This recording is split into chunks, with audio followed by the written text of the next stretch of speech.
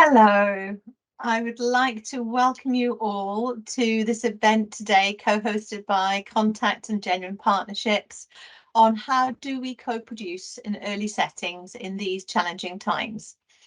This event is part of the Early Years Send Partnership. That is a partnership of different organisations, many of whom you will have heard of: NASON, NDTi, Dingley's Promise, CDC. It's a national programme supporting professionals and parents with training, resources and opportunities for shared learning to increase access and inclusion for children with disabilities in the early years. So my name is Sue Menier. I am a parent participation regional advisor for Contact. For those of you who don't know who Contact are, I'll just briefly tell you. Contact's a national charity. It's for families with disabled children. It's unique in that you don't need a diagnosis, so it's for any kind of disability. We support families with guidance and information. We bring families together to support each other. We help families campaign, volunteer, fundraise to improve life for other families. In addition to this, we're the delivery partner for the Department for Education, supporting parent participation in England. And as I say, that's the bit of the organisation that I work for, though I was very lucky to be seconded last year into the early years work. And it's lovely being back here to talk about that more. I'll introduce you shortly to Kaylee. Well, I'll let them introduce themselves. Kaylee and Claire from Genuine Partnerships. They're going to be talking about their model of co-production, which has been recognised as a best practice model by national charities such as CDC and Contact. We'll be hearing how using the Four Cornerstones can strengthen relationships locally. We'll also be hearing from Catherine Radcliffe, who is a Contact Associate supporting parent carer forums across England, but also a trustee of the Rotherham Parent Carer Forum, who was so instrumental in developing this model. We'll also be hearing from Julie Pointer, who is the programme lead for the Children and Young People's at NDTi. She'll be talking about how getting things right in early years can help children shape their futures. And we'll also be hearing from Jane Carter and Sam Craven from Warwickshire County Council and Elaine Lambie from the Warwickshire Parent Carer Forum on how they've worked together to embed co-production in Warwickshire and their work in early years and schools. So as I said, we've been part of the Early Years Send Partnership. So we're just going to tell you a little bit about the work we've been doing this year. So one of the things we do is to run workshops for parent carers. We've 800 parents have attended workshops this year on a variety of things that are very important to parents in the early years, such as managing behaviour challenges, toilet training, sleep, money matters, early years entitlements.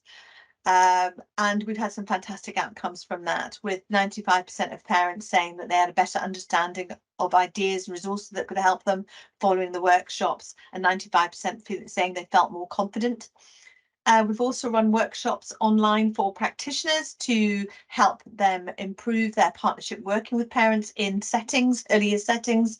And again, fantastic response there, with 96% saying that they had an increased understanding of the issues that families were facing, and 96% saying that they felt they could, as a result of the workshop, make improvements to their service. So fantastic.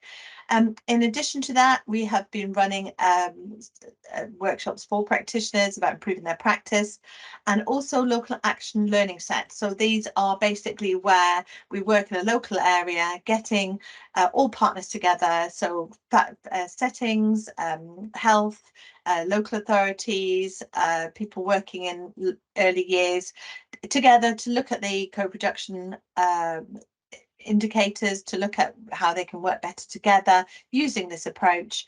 And we've done that in 5 different areas. We've also done in those areas the targeted parent and practitioner training to kind of embed that kind of way of working in the area. So I will now, without any ado, pass you on to Julie, who is going to be talking about how we should all be encouraging people to think about big futures for small children with SEND. Thank you. Okay, so hopefully everyone can see these now. I can't believe the title we came up with. I kind of read it and thought, oh my goodness, how do we think about that title? Using person-centered approaches in early years, helping children and families to shape positive aspirations and direct their own futures in 20 minutes. It is quite a big title, but anyway, I'm going to do my best this morning. I'm going to talk a tiny bit about policy, and then I'm going to be sharing a couple of stories and kind of sharing some resources and talking to you a bit more about person-centered approaches. And then I think one of the areas of preparing for adulthood I've pulled out is the one around friends. So oh, excuse me, I'm going to talk a little bit more about friendships as well, and I've got a really nice video to share with you in relation to friends too. So moving on, I'm going to start with this wonderful video. We use it an awful lot. I think it speaks for itself really, but just to say, yeah, we were obviously very involved in delivering the Preparing for Adulthood programme, and we talk at length about preparing for adulthood from the earliest years. So thinking about what can we do to raise aspirations for children and their families from when children are quite small, and this just kind of captures it really lovely for me. So let me pop this on for you.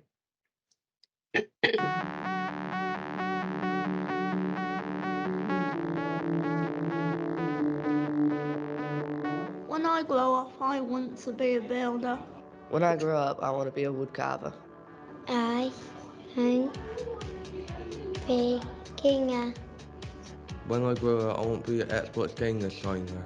When I grow up, I want to work in a hotel. When I grow up, I want to be a vet and look after dogs. I want to be a racing driver.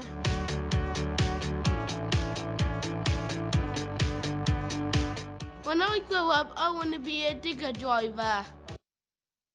Oh. I want to be a professional shopper. When I grow up, I want to be like Anton Dare.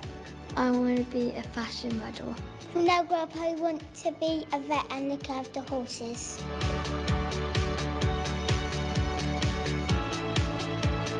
I want to be a chef and I want to make pizzas and curries for everyone. When I grow up, I would like to work in the kennels or cattery. I want to be a theme park maker. When I grow up, I want to work at McDonald's. When I grow up, I want to be a scientist.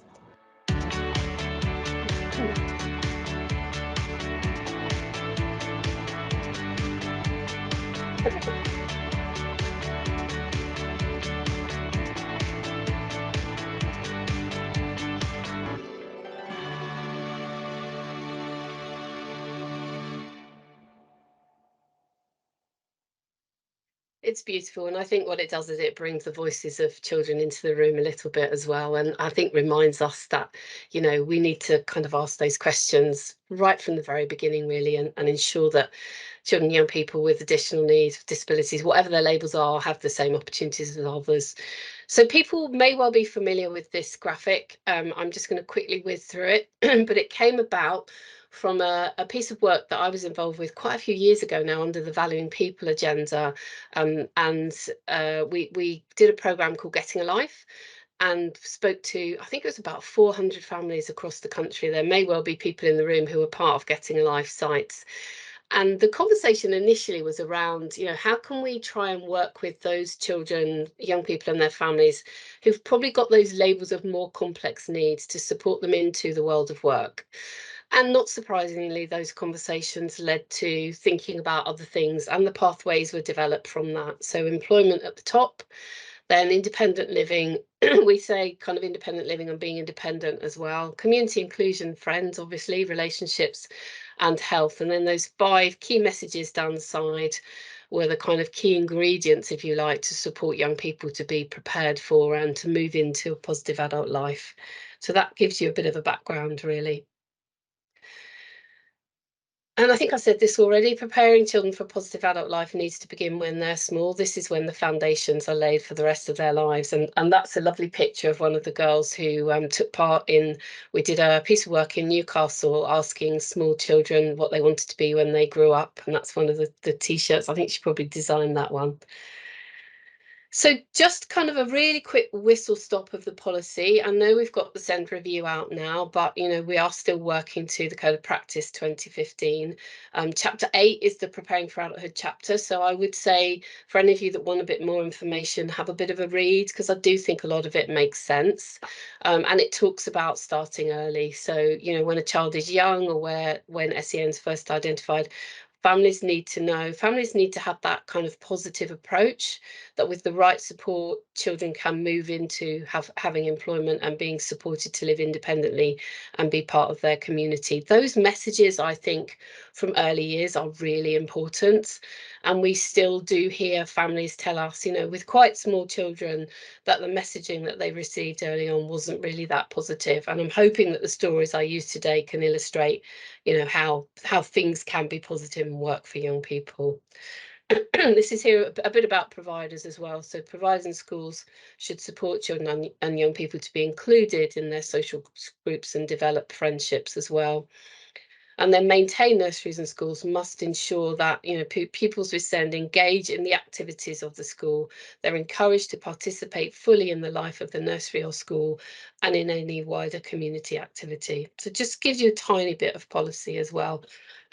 And I'm going to illustrate with some examples as I go along, and you'll have these slides, but we ran an inclusion festival, I think it was a couple of years ago now, and Low Hill Nursery School in Wolverhampton was one of the schools that presented for us. So if you click on the hyperlink, it will take you to the slides, but it was really interesting hearing them talk about how they take quite a lot of risks, I think, positive risks. And you can see there the picture of the little girl on the left using real tools. Some of it was like, oh my goodness, but really encouraging right from the beginning that those children are as independent as they can be, that they've got good friendships, that parents are really well supported. They have parents come in a lot to the school as well.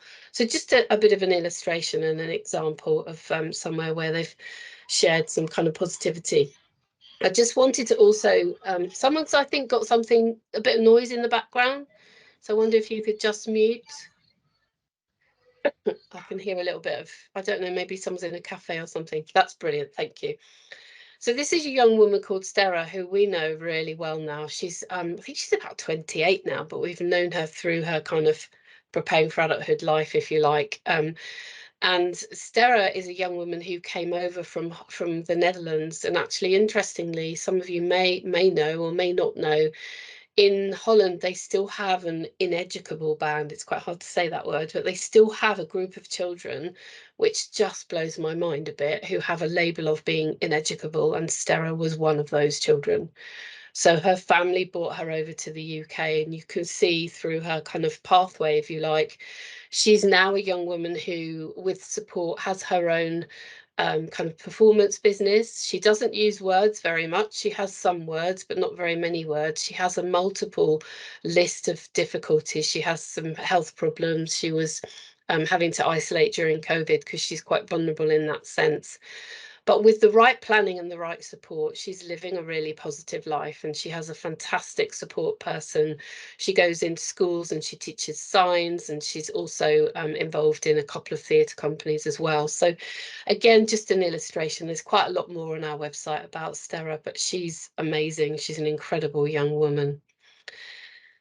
So I know the title was around sort of using person-centered planning. So I wanted to just share with you, during COVID, during the actual lockdown period, as an organisation, we were feeling like we really wanted to be proactive and do something that was helpful. So what we did was we created a whole new suite of tools around person-centered planning. And this just gives you a few of them. And kind of illustrates how well they can be used to support children and their families as well. And I know that they have been really well received. We've had so much feedback, particularly from families who use them with their children. So just to give you a bit of a kind of overview of them. And again, this is where it sits in the code. So, it is there. It's the law that local authorities should support and encourage the involvement of children, young people and parents. So co-production at the heart of what we do.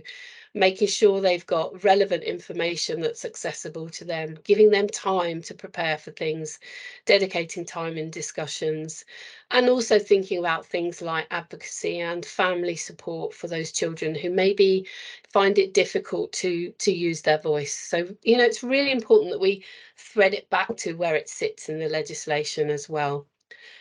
And practitioners in all services should be skilled in working with children and parents and young people to help them make informed decisions. And I think that's something we need to kind of tackle a bit more with workforce. I'm not sure that we've got there yet. You know, with practitioners being confident around communicating with children and young people, particularly those who've got additional needs, and these tools can really help. So I'm going to whiz through them, but they, as I say, they're all on our website, and some of you will be really familiar with these. Like and Admire does what it says on the tin. I facilitated quite a lot of reviews over my time now, and I always say if you start with this, it makes such a difference to the tone of the meeting. So if you're actually asking people in the room what they like and admire and what someone's good at, I think you change completely the focus of you know, being on that young person. And I've seen young people leave, you know, almost a foot taller when the review's finished, because they really love people saying positive things about them, rather than it starting with, you know, what someone can't do and what's going wrong with them. Communication passport, again, you may well be familiar with this, but a really lovely tool for those children and young people who maybe don't have language. And I think particularly for families have such rich information about their children and young people, and we don't always tap into it in a positive way. And it can make such a difference in terms of getting the support right for children. We have young people tell us all the time, you know, the smallest change made the biggest difference. Just people understanding how we communicate, or when we're maybe displaying some behaviour that might cause some challenges in a situation, what that actually means, and people understanding what they need to do can make a massive difference to young people as well. Coping strategies, this is a new one that we developed as part of Time to Talk, and I'll say a little bit about Time to Talk in a minute, but it's a really simple graphic that you can use with young people who've got things coming up that they might be worried about. And the idea is that you can move things up. So, you know, what's somebody worried about? How can we move it up the chart? What can we do to actually support people to cope with the things that they're worried about as well? So again, thinking about transitions, you know, thinking about maybe, you know, going into a new school, or for young people who struggle with transitions, it's a really useful tool that you can use to support them with that. What matters, again, what matters, important to and important for, you know, people will have heard me talk about the my wine analogy. So it's important for me to be able to have a glass of wine every now and then. It's important to me to not actually have a whole bottle, because, you know, a whole bottle is not really good for my health. So thinking about that balance, you know, what's important to somebody, what's important for them to keep them healthy and safe, and how can we use that to ensure that they get the right support. Working, not working, again, really simple tool, really good for reviews, you know, getting everyone's perspective on something. What's working well now? What do we want to keep, develop, or grow? What's not working so well? What do we want to change or let go of? And it's about encouraging those rich conversations, really. It is just a tool for that. That's all it is. And then What Matters Ireland, again, we developed this during Time to Talk programme, and it was co-designed with young people, and I always thought it was more for smaller children, but actually we have got younger adults who use it and find it really helpful. And it sort of brings together a range of different questions, if you like. So it talks about what people like about somebody, and then it asks that question, you know, if you were on a desert island, what matters to you? Who are the people that you want with you? What are the things you'd like to do? What are the things you want to have with you as well? It asks that question, what are you good at? And then sort of thinks a bit more into the future. So what do I want for the future, and what needs to happen now to take me there? And we know schools who are using these for circle time with their children.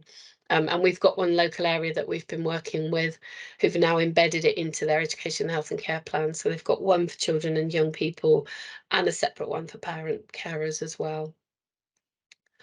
So I just wanted to say something really quickly about the importance of friends, because I think, you know, looking at those 4 preparing for adulthood outcomes, and if we're thinking about early years and children when they're small, and there is a theme that runs through our evidence for older children, friendships are really important. So I think we need to get better about thinking about friends from the early years and thinking about, for example, circles of friends at school and in nursery. How can we support that friendship, that relationship, and children taking part in their community?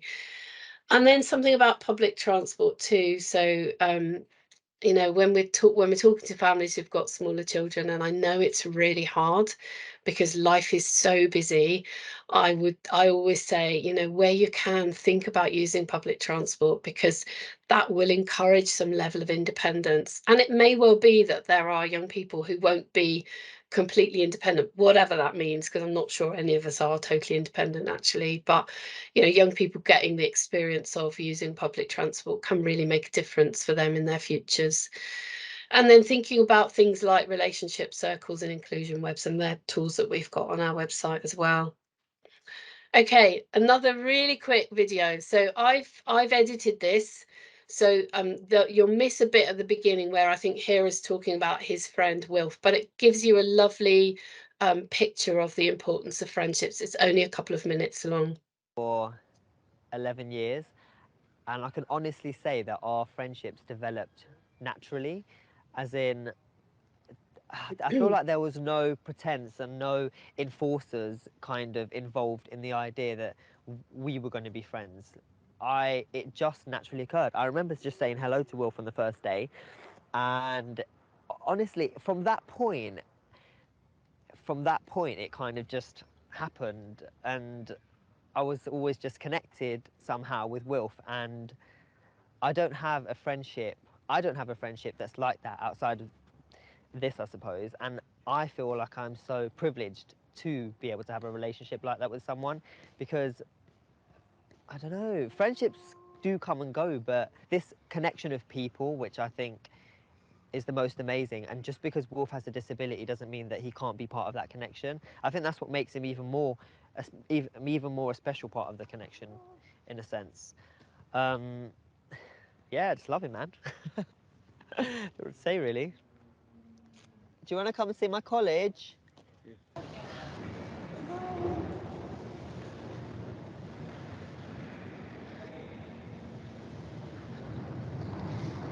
Are you okay? No, it's the wheels, look. It's the wheels on the trolley. No thunder, I promise. You don't like it?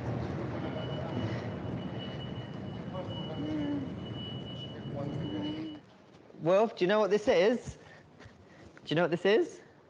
It's a knitting machine. Do you want to have a go? Yeah? Come, let's do it together. And all the way to the other end. And all the way back. Yeah. Oh my God, you might be a knitter after all of this. Yes. Yeah? Yes. So this is what I do all day. In fact, I've got some of my work over here. Well, it's not really work, it's just a little sample. So this machine will make these fabrics. It's so soft.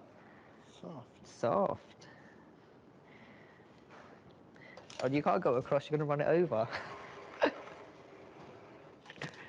Wolf was always there, like, his family's always been about, used to go karate together, like, I don't know. I definitely didn't think that Wolf would be here on these knitting machines with me, if that makes sense. Which is super cool because, see, I feel happy when I go and see Wilf, and that's great, and you know, and I can see that Wilf, there's this very intense eye contact that he has with someone, and I know that every story like this is it's just touched another person, and it's made that person feel secure about the idea of, oh my gosh, I have an autistic child, but that's okay.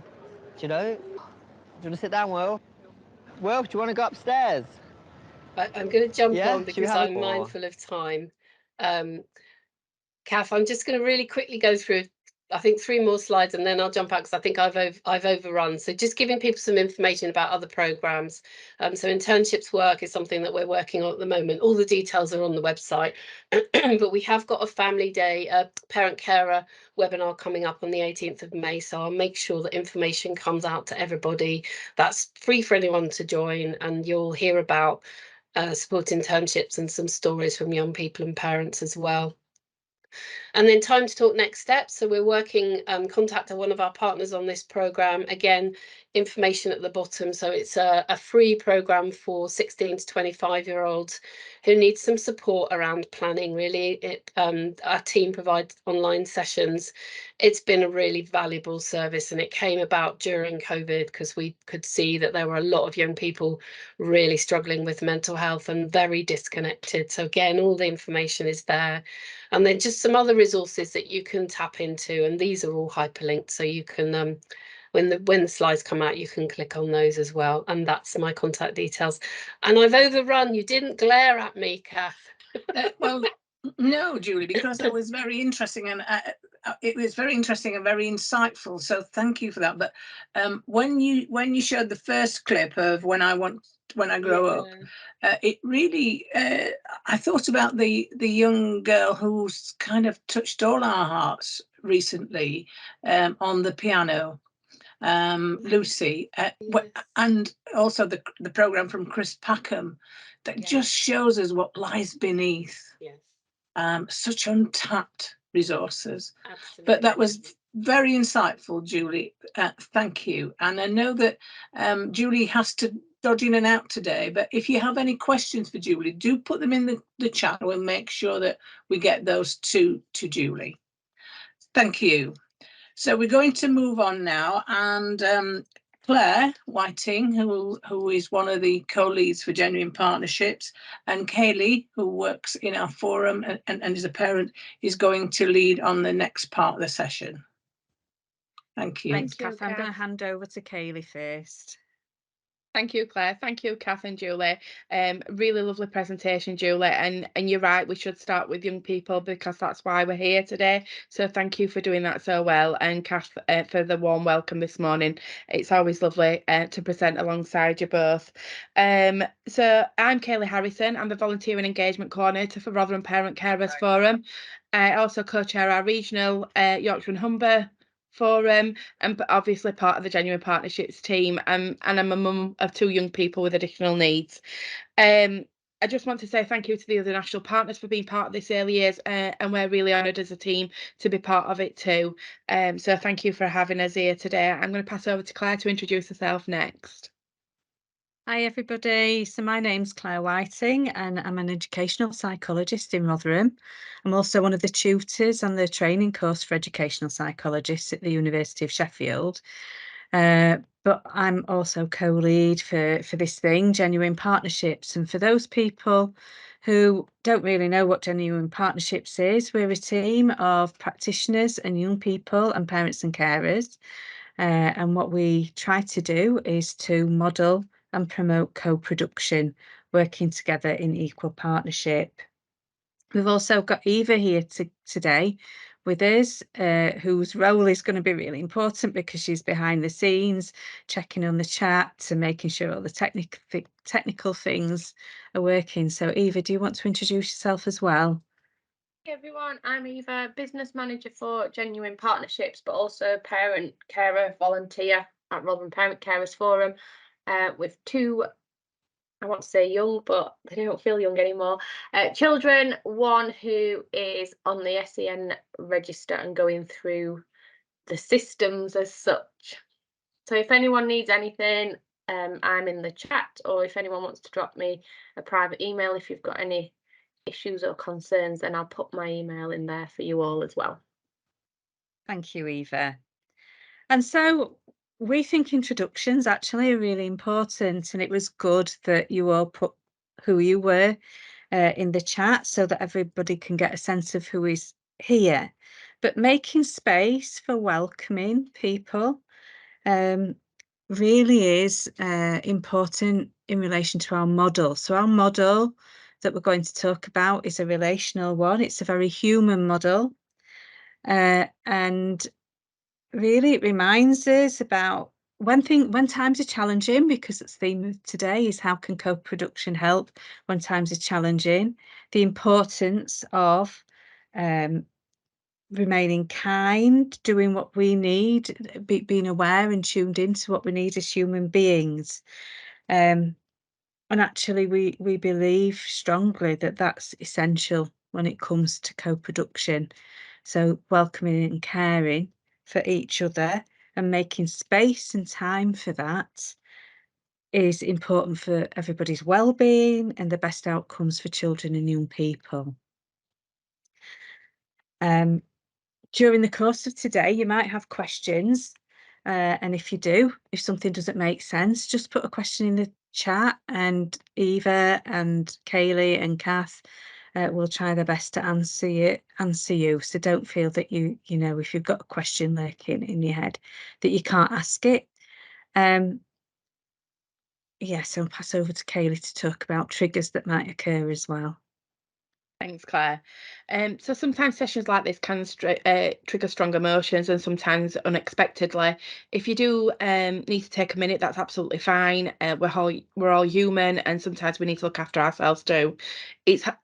If it was in person, we'd ask somebody to come along with you and make sure you're okay. Obviously, that's much harder to do online. But if you do want to stay back at any of the break times and speak to any of us, please do. Or as Eva said, drop Eva an email and we can arrange for you to have a chat with somebody.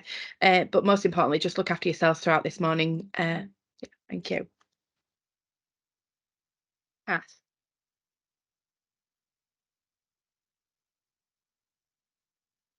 Are you there, Kath? You're on mute, Kath.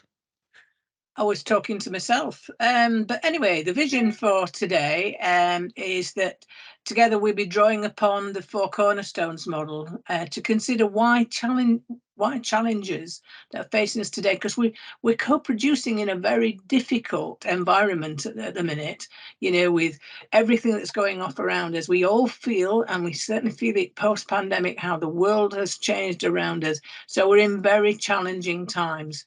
So we'll hear from an area as well that we've been working with through this project, how they're actively embedding and benefiting from the Cornerstones model, and about the early years launch across, in the project. We're going to explore the idea of measuring success, because everything has a measurement, doesn't it? Wherever you are, there's a measurement. Are you doing this right? Have you got an KPI for this? We didn't used to have KPIs. Now we've all got one. They follow us all around. So we're going to talk about how we measure things, and how we engage collaboratively with partners. And the other thing to say here is the real importance of doing this co-production in early years. It is absolutely essential, because if we get it right now, we will get it right as we go along. So here's the song that Sam was dreading.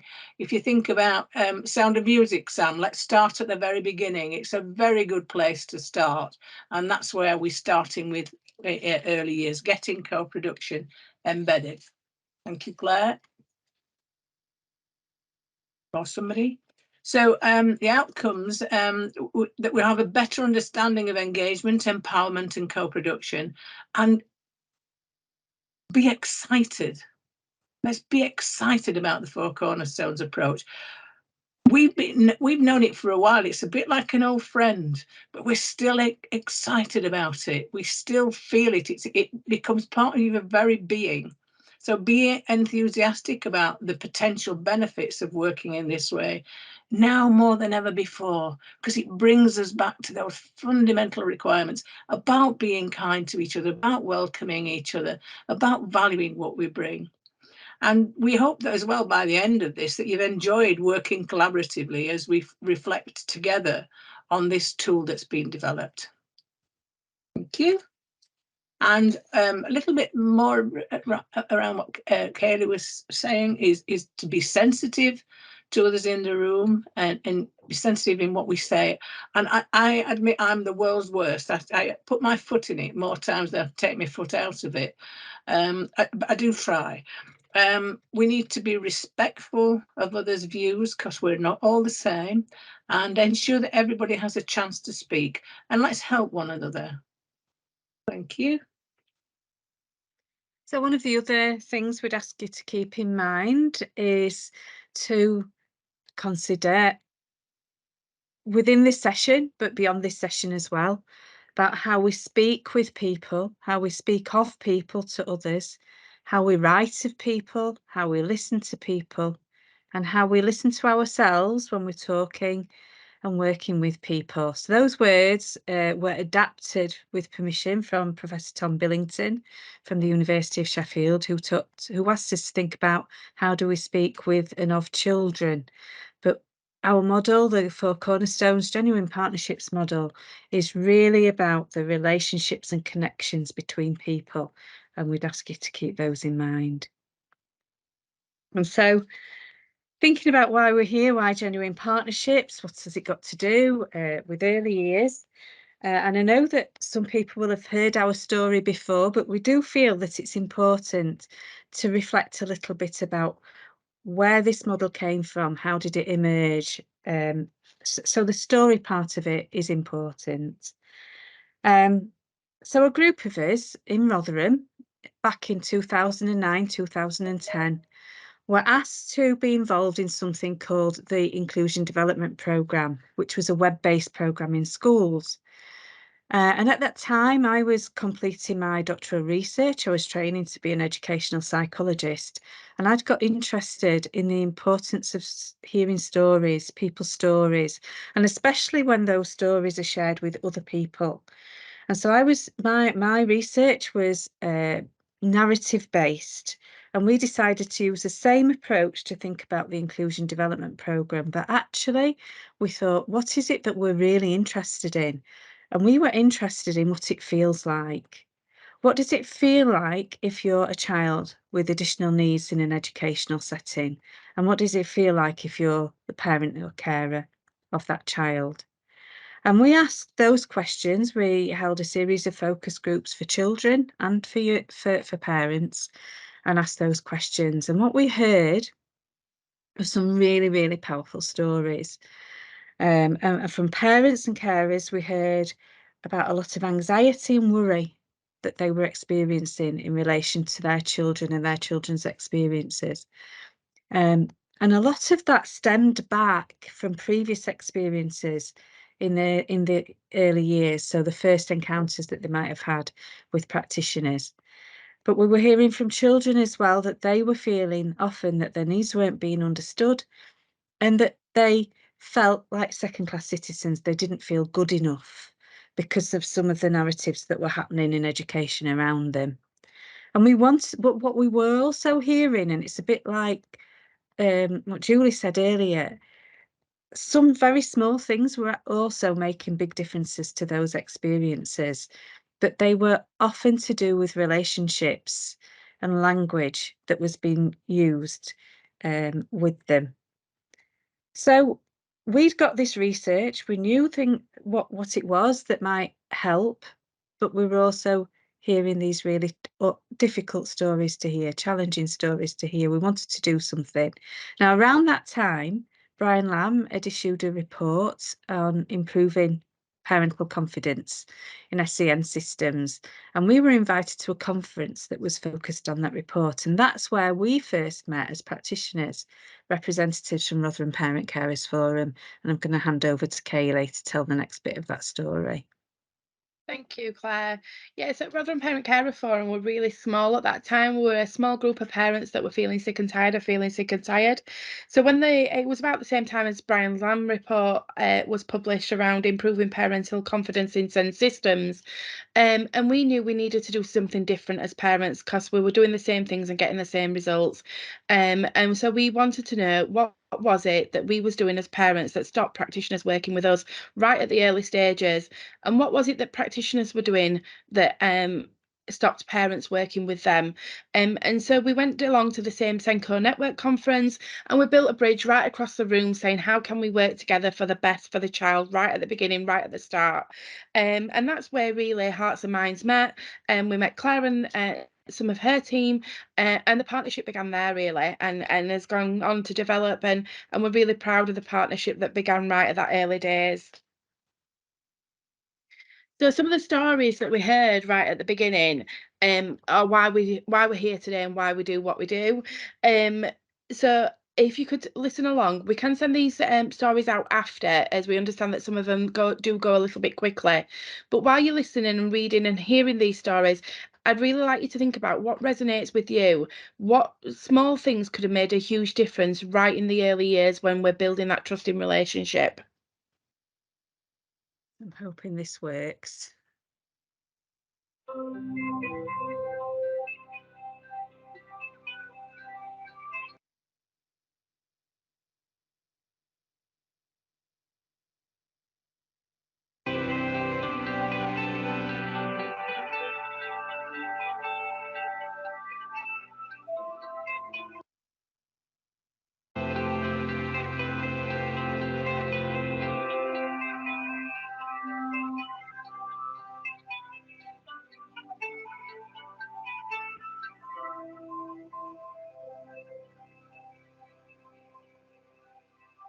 Oh, morning come bursting, the clouds amen.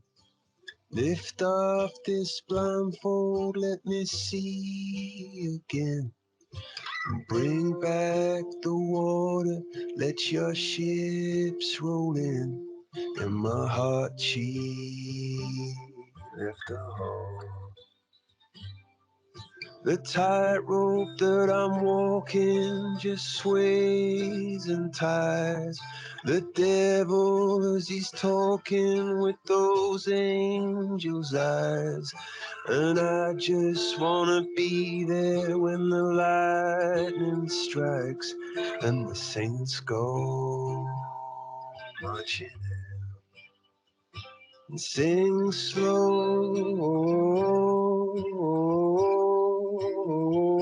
it down through chaos as it swirls. It's us against the world. Like a river to a raindrop, I lost a friend. My drunken as a Daniel in a lion's den. And tonight I know it all has to begin again. So whatever you do, don't let go. And if we could float away, fly up to the surface and just start again. Lift off before trouble just erodes us in the rain. Just erodes us in the rain. Just erodes us and erodes us in the rain. Say slow it down.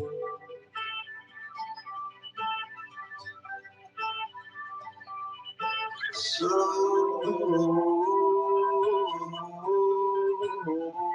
it down.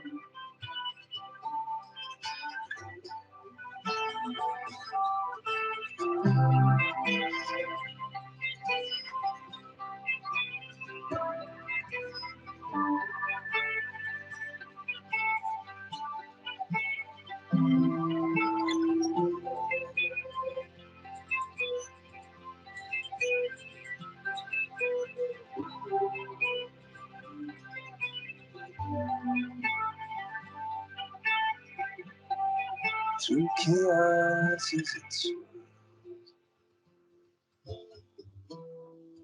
it's us against the world. Through chaos as it swirls, It's us against the world.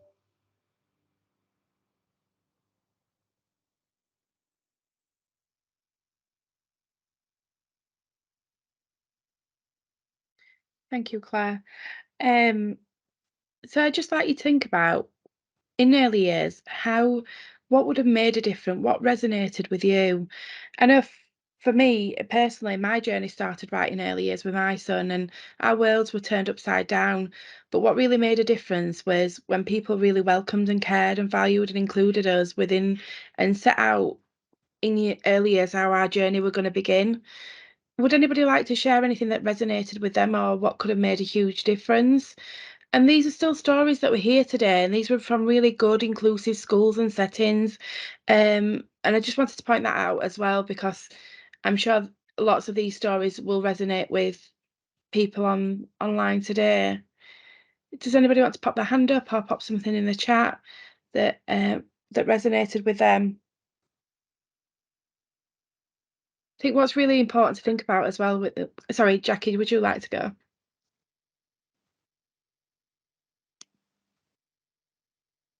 Jackie, would you like to unmute? Yeah, hiya. Thank you.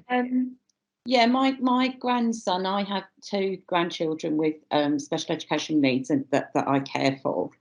And when he was in the early years, what would have made it so much better was the fact that you just knew that, or you know, you had the feeling actually that the staff liked him. And because, you know, his behaviour was such at the time, it was incredible. I understand it was incredibly difficult for them. I was being phoned, you know, quite often, or his mum to, you know, to come and get him. He was excluded at 5.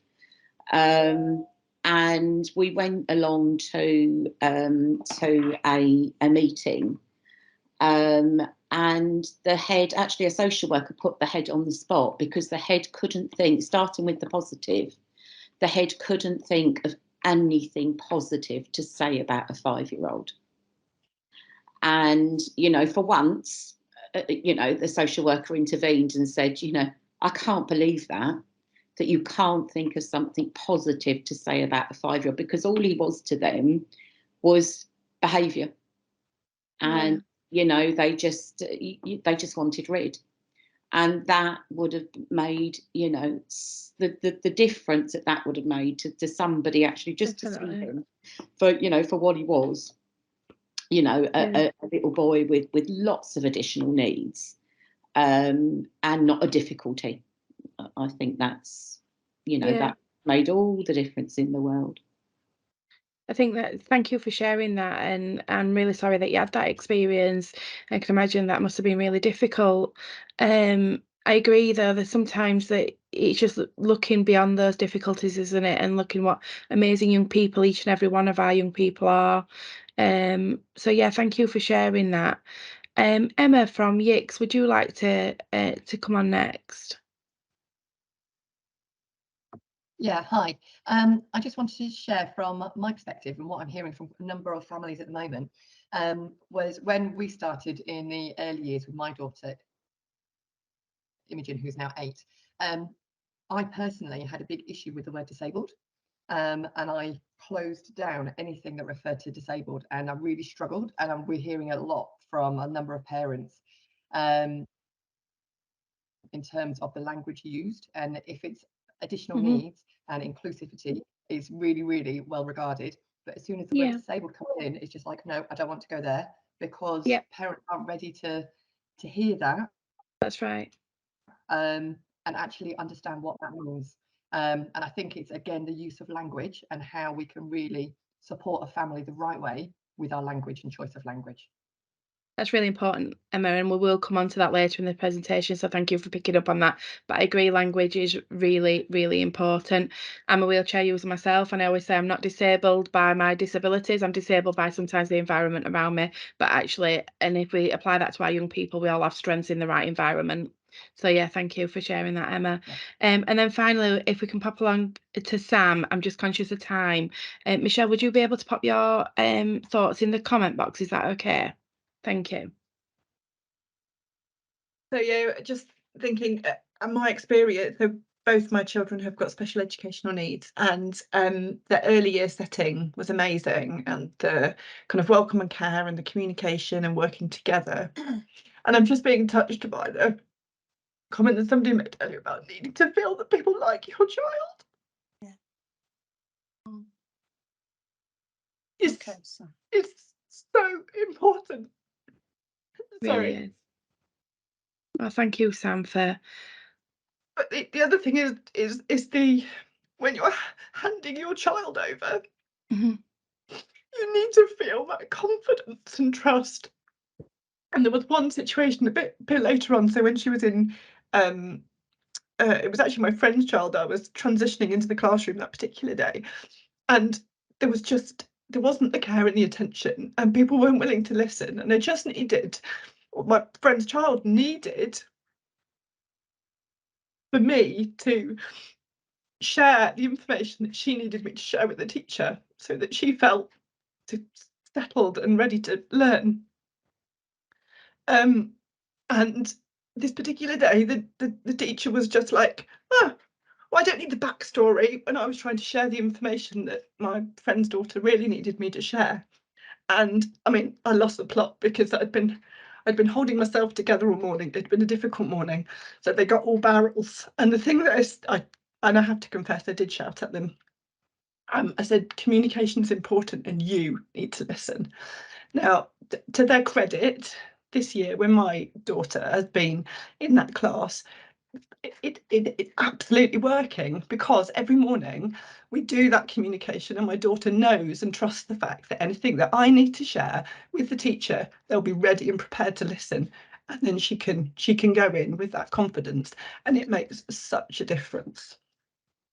Thank you, Sam, and thank you for sharing such a heartfelt story that I'm sorry that you've had to experience again, but the positives that come out of that around communication, again, communication is one of our most fundamental cornerstones that's really hard to get right, but is vitally important. And I felt that as a parent, dropping them off, clinging to me and not knowing, and I think that's why it's so important that we embed these cornerstones right at the early years. And as a mum, thank you for sharing that, because it really made me remember why we do what we do. So thank you, Sam.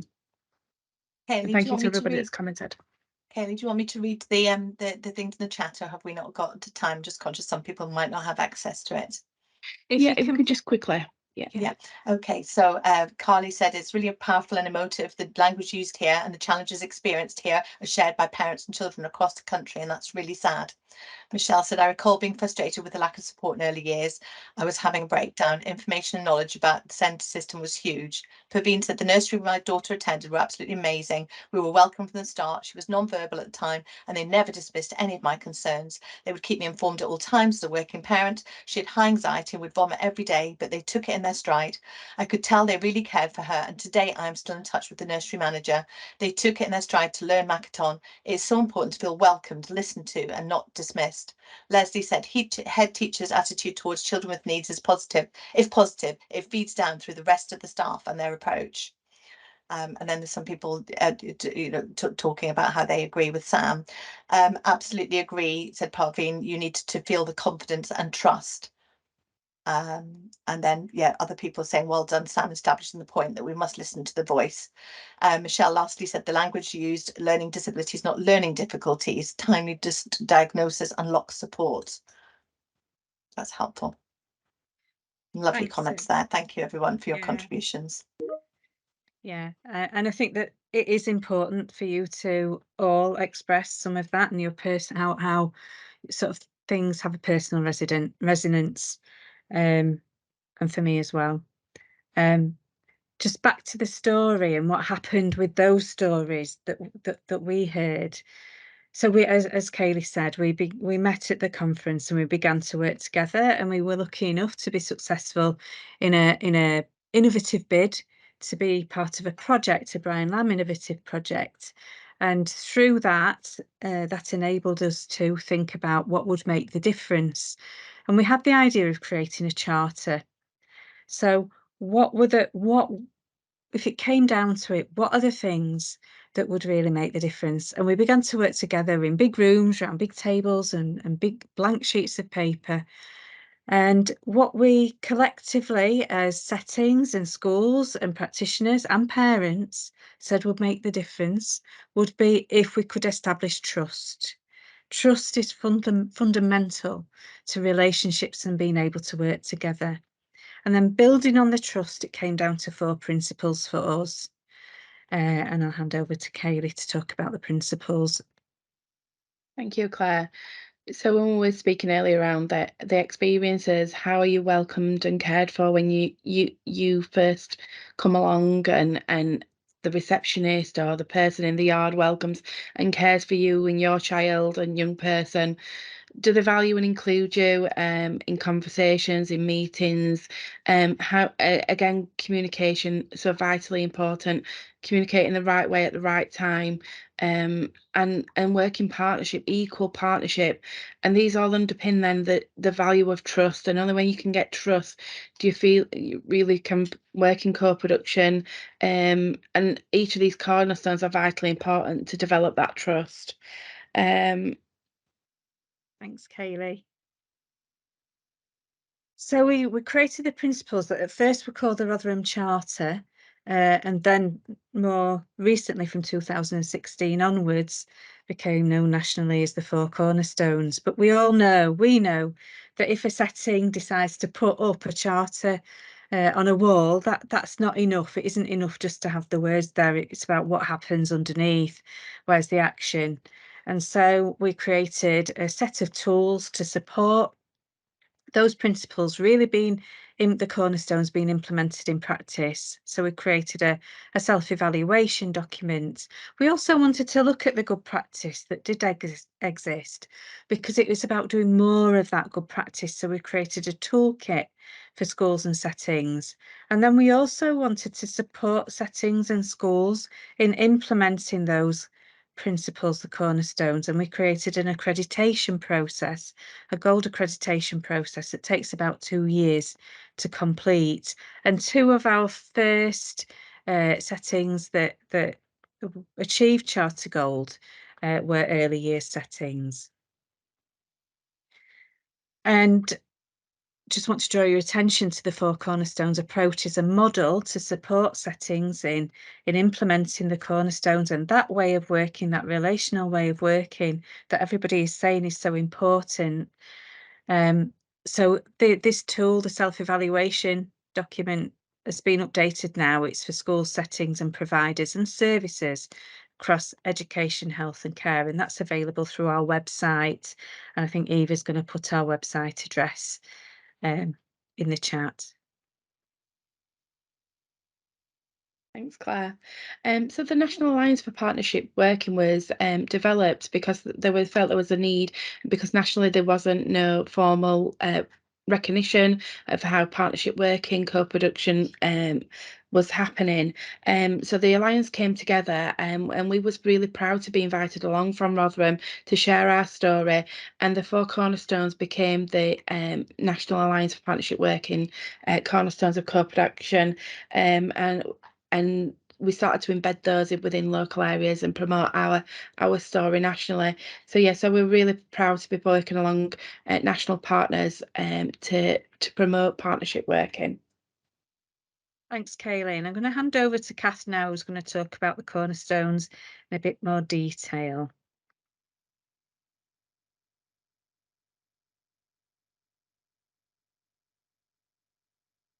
Kath, are you there? There. Unmute, Kath. Kath, you're on mute, lovey, sorry. I've pressed the button twice. I've lost the power of the finger. Okay. So, outcome of the work initiated by the National Alliance for Partnership Working and SEND partners are keen to create that measure of good co-production across areas and organisation. And here it kind of, I quite like the visual here about how the colours seem to merge one to the other, because we'll talk a little bit more further along about how we need all the aspects of these four cornerstones for things to work. So if we move on. Right, okay, so our first one, and you'll notice that everything's colour coded. So if you're welcoming, caring, you're a little bit purpley, lilac-y colour. So through those people who joined in the co-production sessions that we led over the last 3 years will probably remember this and probably recall why we talked about it. Because welcome and care is so important, so important. It's the fundamental of any relationship, welcoming and caring. And one of the things I have said in the sessions previously, we should view everybody as though they've got a lanyard around their neck that says, make me feel welcome. First thing, make me feel welcome. And so we asked people to think about, have you ever experienced a time when you felt unwelcome? And can you think about that situation, and particularly in relation to parents and practitioners, thinking about how parents may feel when they're not welcomed into your setting. I personally am very forensic about not feeling welcome. And we also have to remember that all of these things, that they have triggers. So it may be that it's not now, but it may remind us of something that happened at an earlier time when we didn't feel welcome. And why was that? I often think, should I have had my hair coloured a different colour? Should I have worn a different dress? What is it? Why did I not feel welcome? And to think of the flip side of that, and think about a time when you really did feel welcome. What were the elements there that made you feel welcome? Our other cornerstone is value and include. So, and we asked people to think about this. You must begin with your own perspective. A life of significance cannot be achieved if you think of other people's obstacles that must be overcome. Again, it reminds me of Julie's presentation a little bit, and that friendship between both those young men. And he didn't see his difficulties as an obstacle. He didn't see them as something that needs to be. They were included. And value include means valuing everyone. Every person has a value. And to make a difference, we need to intentionally value others and express that value to them. It's not an option. Valuing people is not an option. It's something we must do. So I guess you need to think about your organisation, really, and the settings that you're in and the places that you are. Are you a good match? Do you feel valued and included? Are all contributions valued, or are some dismissed? And people, again, will remember me saying this, and I absolutely love this icon at the bottom, because it is within the gift of each and every one of us to include or to exclude. The turn of the dice, and we can change lives. Thank you, Claire. So, and again, I like this. I really like this quote. I wasn't around when this guy was around. I think it was about something like 1794. Sometimes it feels as though I've been around since then. But anyway, treat people as if they were what they ought to be, and you help them to become what they're capable of being. What a privilege that is, an absolute privilege to help people to become what they're capable of being. And our third one is communicating. This is an area that we found, brought the most comments and a lot of communication around communicate. So our communication is vital. So good communicators are highly respected and trusted. To them, it's important to first build relationships, both personal and professional. And that's a way of creating successful communication. Relationships are central to all of this. So good communicators appreciate and value their relationships and all the interactions they have. I don't use public transport. I should probably do it more often, because I think I could get on with people on a bus, because I like to chat. Thank you, Claire. So again, to consider a time when you're not being listened to, and how did that feel? Oh, I know how I feel if I'm not being listened to. And, you know, shared that with us about how she wasn't listened to, and she's made a difference. You need to listen to me. You need to listen. And also to consider a time when you've been listened to and what happened. It may change things. It's positive when people actually listen to you. And, you know, for those of you who work in big organisations, you know, it's very difficult sometimes to get that voice heard. And it feels the same if you're a parent sometimes, trying to get through the barriers to be heard. I sort of, just to share a story, my daughter was down to attend a nursery, and about 2 weeks before she was due to start, the head of the nursery sent a message via somebody else that there wasn't a place for her. By 11 o'clock that morning, the head and I were on first name terms, because I had the ability to go in and to make my point. How does it feel if you're not eloquent enough to make your point? You've got no way of getting through, but your point is valuable and make it. Thank you, Claire. I think this is going to be Kaylee. Sorry, we haven't got a Keely, we've got a Kaylee. Kaylee. Thanks, Kath. Yeah, so when we're thinking about language, and sorry, I'm terrible with names. I know a person mentioned it this morning around the power of language, and when we're thinking about disabled and disability and how we can compare that. So just for an explanation and to compare, really, my disabled child has a placement, whereas my non-disabled child goes to school, uses special transport as opposed to gets on a bus. Accesses mainstream activity and then goes swimming, is in transition where they might be moving up to college, has annual reviews as opposed to parents' evenings, has siblings, or do they have brothers and sisters, requires intervention, whereas requires help and support, and then finally has peers as opposed to has friends. And I think language is really important. And I know somebody once said to me, why do people want to speak negatively about their children? And nobody wants to speak negatively about their children. We want to celebrate and embrace all their differences, quirks, and amazing things that our young people have. My children make me so proud every day, make me laugh every day, and I want to celebrate that.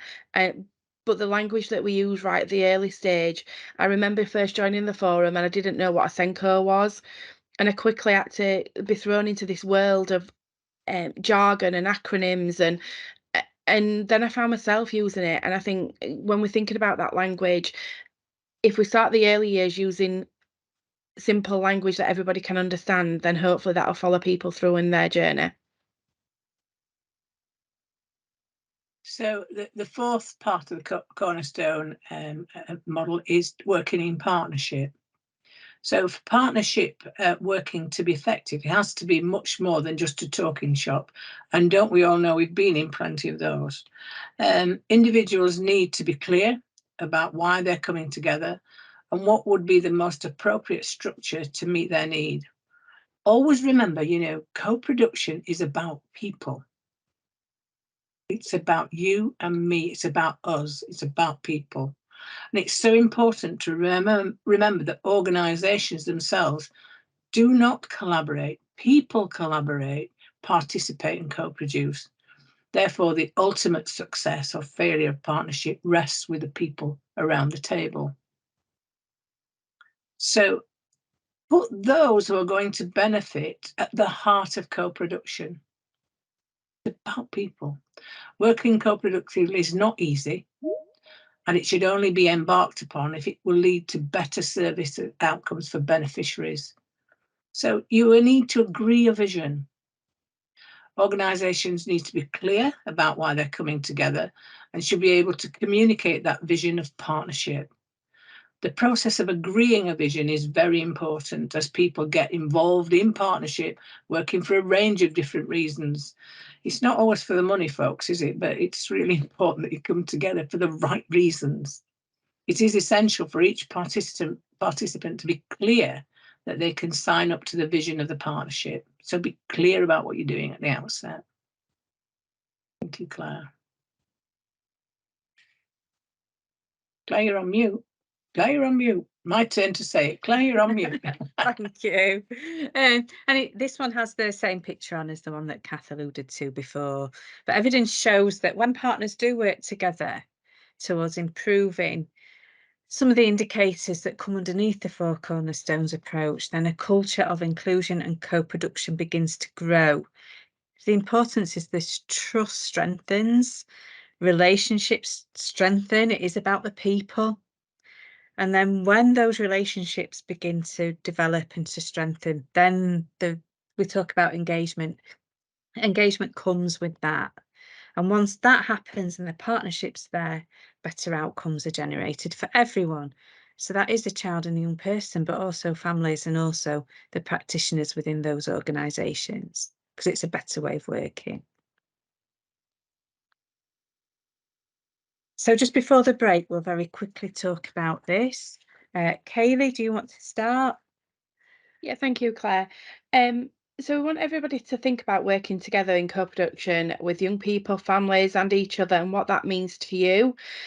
Some people may have seen the Hearts Ladder of participation before, but we prefer this model because we think they're all equally important. As a parent carer, I don't have time to co-produce everything, but equally I want information sometimes. I want to work in participation. I want consultation sometimes, but equally I want to co-produce things that we decide together that are important for me and my family on an individual basis, but then as a forum as well, sometimes we need to be at the table making those decisions on what we co-produce together. So Claire, do you want to go on next to your part? Yeah. So thinking about information, that needs to be really clear. So people know what it is that they're receiving. Communication about what's happening needs to be really clear. Participation, as you'll know, is where somebody else, consultation is where somebody else has an idea and then they consult on it. And participation is where still somebody has an idea, but then asks people to get actively involved in that. Whereas co-production moves a step beyond that, and it is that idea of equal partnership right from the very beginning. And as Kaylee said, it can't happen all the time, but it's about deciding together what it is you want to co-produce, and that co-production can be at an individual level. So it might be around a review for a child or young person and thinking about how everybody wants that to happen. It can be at an organisational level, so thinking about the improvement around a setting and involving partners in how that can happen, or at a strategic level. And there's a picture there of some babushka dolls, and you'll see the very little one, and then it goes up in size to the bigger one. And when we're thinking about co-production, it's thinking about how the power in those relationships is distributed. So there shouldn't be anybody, if you're doing co-production, that feels like the smaller doll. Everybody should feel like the same size doll. And it's everybody's responsibility to think about how can you create the conditions that enable people to feel empowered enough to feel as though they're the same size doll as everybody else. So that's our understanding of equal partnership. It's thinking about where the power lies and what can we all do to enable people to feel as empowered in that way. I was interested in Claire's explanation about the babushka dolls, because I always have a different one, but it's different but the same.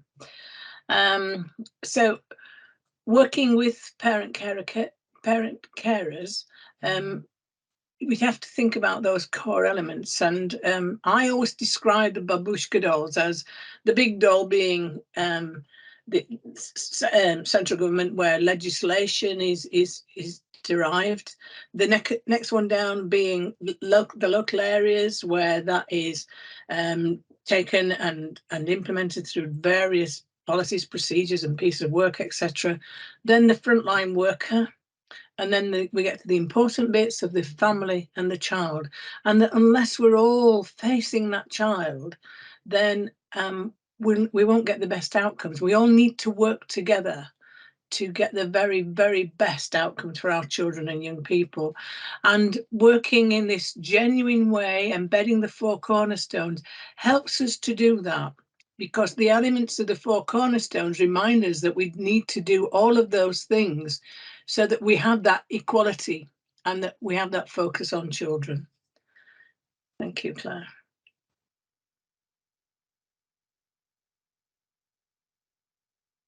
You're on mute, Claire. Here I am again. So to do that, and at the heart of everything is relationships within the systems within which we operate. And so we call that systemic practice. But all that means is, the key thing is to think about, say if there's a problem, rather than situating that problem within a child or within a family or within the setting and blaming the child or the family or the setting or the organisation, the local authority. Instead, it's about thinking, okay, how can we work together? Let's not invest all our energy in blame, but how can we work together to make that situation better for everybody, for the child, for the family, for the practitioners that are involved? What can we do to hear everybody's voice within that? Everybody is important and should be as valued as everybody else within that system, and to work together to forge those relationships to enable that to happen. And thinking about the psychology, and I'm an educational psychologist, so we'll be thinking about the psychology that's involved in some of that. We adopt an approach called appreciative inquiry. It's building on strengths.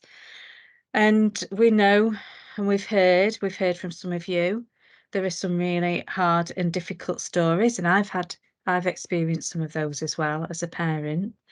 And sometimes it can feel like a constant battle for children to have their needs met, and that's how it can feel. And as a parent, that's a really hard thing to experience.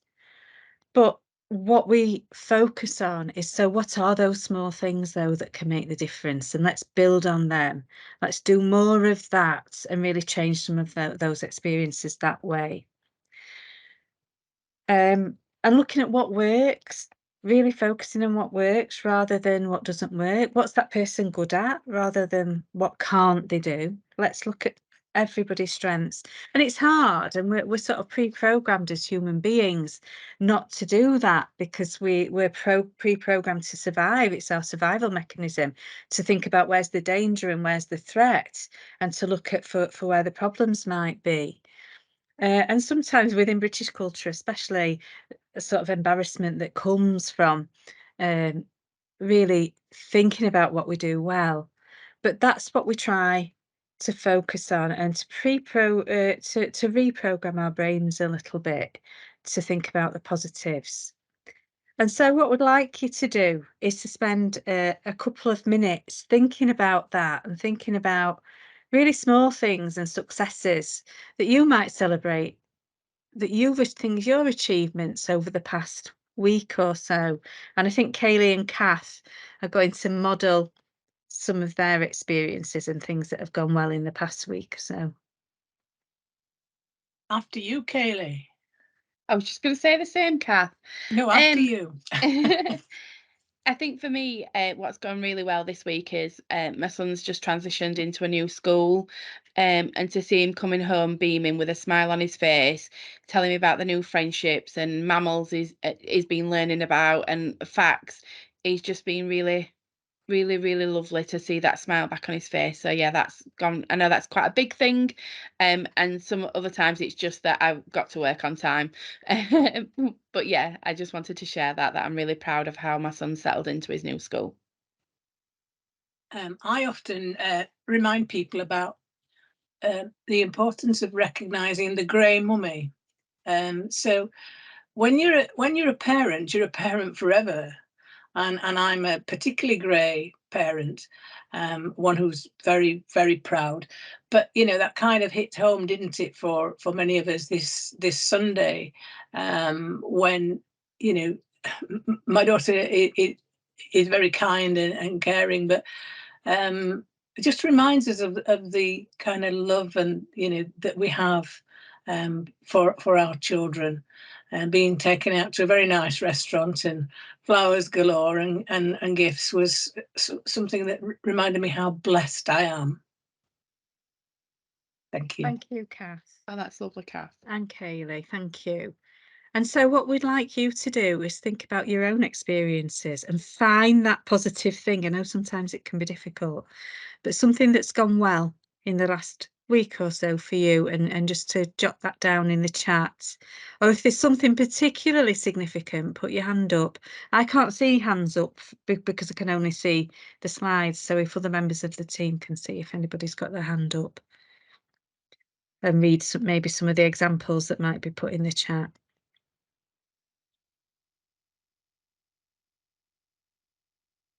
There must be some.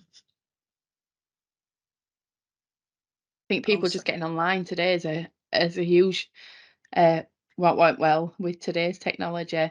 Sam's popped her hand up. Would you like to share?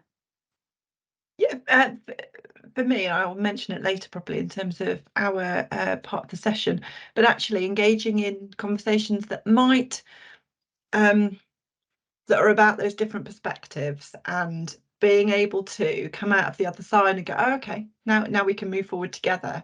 And it kind of feels like a really important point in time in terms of moving forward our work with the Four Cornerstones and the working together charter and stuff that we're doing. But actually, rather than kind of seeing the difference, it's they're coming together, having those conversations, understanding, and it creates a way forward. And what you co-produce at the end of that actually is so much better because it's considered all those perspectives.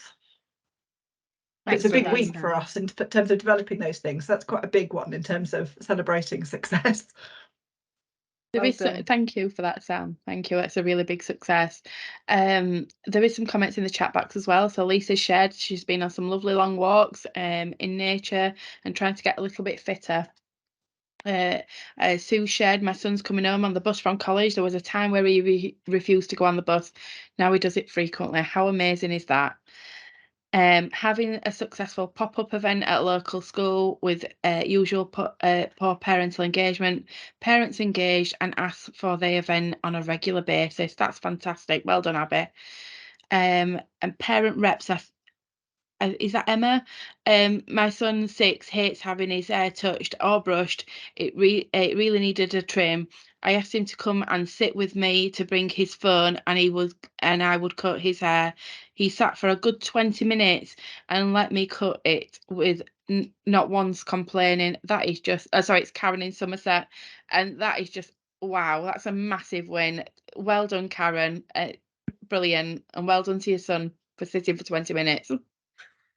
It's great hearing some of those positive stories, and I know that sometimes it can be difficult to think of them. And I think it really illustrated how earlier, especially when Sam was speaking, how there's so much emotional content within this world, within special educational needs, for parents and for children, because we're talking about really fundamental human experiences and challenges that people are facing, and sometimes feeling challenged within systems as well. And so that emotion exists, but it's not often talked about or acknowledged. The first time it happened to me, I'm going to give a little illustration, is so I've got a 28-year-old now who has additional needs, and he'd gone through early years without many issues, and I'd sort of grown to expect certain responses from practitioners. But when he'd just gone to school and I was walking across the playground and I got this beckoning from the head teacher to go and meet with him, and I was asked if I could take him away. It was September. Could he stay at home? He didn't legally have to be at school until January, because they weren't coping very well with him, and I don't think he was coping very well with the setting. But tears came from nowhere. Tears. I couldn't speak. I'd not expected this to happen.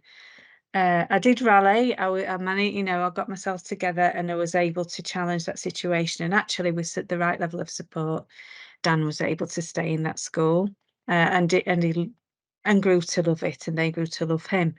But at that time, those emotions, and I'd not had that happen to me before as a parent, and I just, it's that feeling of powerlessness, I think, that I experienced in that moment.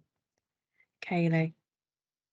I'm going to think back to early years as well, seeing that's the focus for today.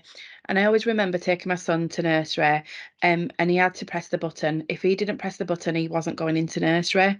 And that was something that was really important to him, that he pressed that button to go into nursery. And there were many times I'd come to the door and other parents had or say, just take him in, just leave him with screaming because he hadn't pressed the button. But I knew he'd have a much more settled, engaged session if he pressed that button. And to us, it wasn't a big thing. And then there was a new member of staff, and she said that we need to take control back. And I cried, and I said, but it's just a button. And to him, that's something that's really important. And again, I don't know where that emotional response came from. And I got quite upset with her and said, you don't realise how important that is. And then I came along a few days later, and there was another member of staff there, and she says, I'll go in and I'll wait for Tommy to press the button. And again, I cried because actually somebody got it and somebody understood. So equally, I have an emotional response at one end of the spectrum and at the other, because it was upsetting that somebody didn't get it, but then equally emotions took over when somebody did get it. So I think it's just forgiving ourselves when the emotions come along, and apologising afterwards sometimes when emotions do come across sometimes a little bit aggressive or strong emotions. We can apologise for how we might project our emotions, but we can't apologise to ourselves for having those emotions, because there are emotions and we need to be aware of those.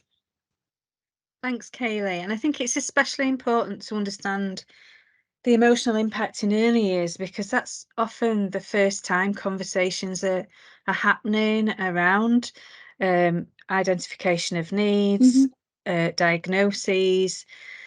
And that's where you either begin to build trust with practitioners, or that if that first conversation goes badly, that's where the trust can disintegrate, and forever afterwards, anxiety and worry about being let down. So everybody creates a sort of internal working model around how you would expect people to respond and behave. And if the trust is broken, then it's really sometimes very difficult to repair. And so, as Kaylee said, those emotions are quite natural emotions that parents will be experiencing, and sometimes practitioners as well, when you've been when there's an angry encounter, even though the anger is justified, but it can be difficult, those difficult conversations, and it's reflecting on where that's coming from, why that's happening, and how to contain that rather than escalate it. And so one way of doing that is offering support to each other. That's one way of, and I've gone on a slide, go back, of enabling that containment of an emotion. So if you think about the Coke bottle analogy, and when you shake it too hard, something's going wrong with the order. When you shake it too hard and and everything spills out of the Coke bottle, because the emotions, it's impossible to keep them in. Containment is supporting, acknowledging and validating that emotion is okay, but enabling that to be communicated, and hearing that pain. We've just been working with a local area, and I was reading some feedback from a focus group of practitioners, and what they've come to realise is that sometimes answering the phone and a parent's really upset, and the need to tell that story from the beginning. It's no good trying to just move on and focus on what's got to happen now. Sometimes it's important to hear that story and give some acknowledgement to the pain that might have been experienced. Apologise for that. You might not be personally responsible, but apologise for the fact that somebody's felt that way. Acknowledge what that emotion is, and then you can start to move on together. It's a way of repairing some difficult emotions that some people might have experienced. And if you think about times that you felt upset and angry, either as a practitioner, as a parent. What is it that helped you? How were you able to move on? And if people want to put some comments around that in the chat, we'll have a look at those.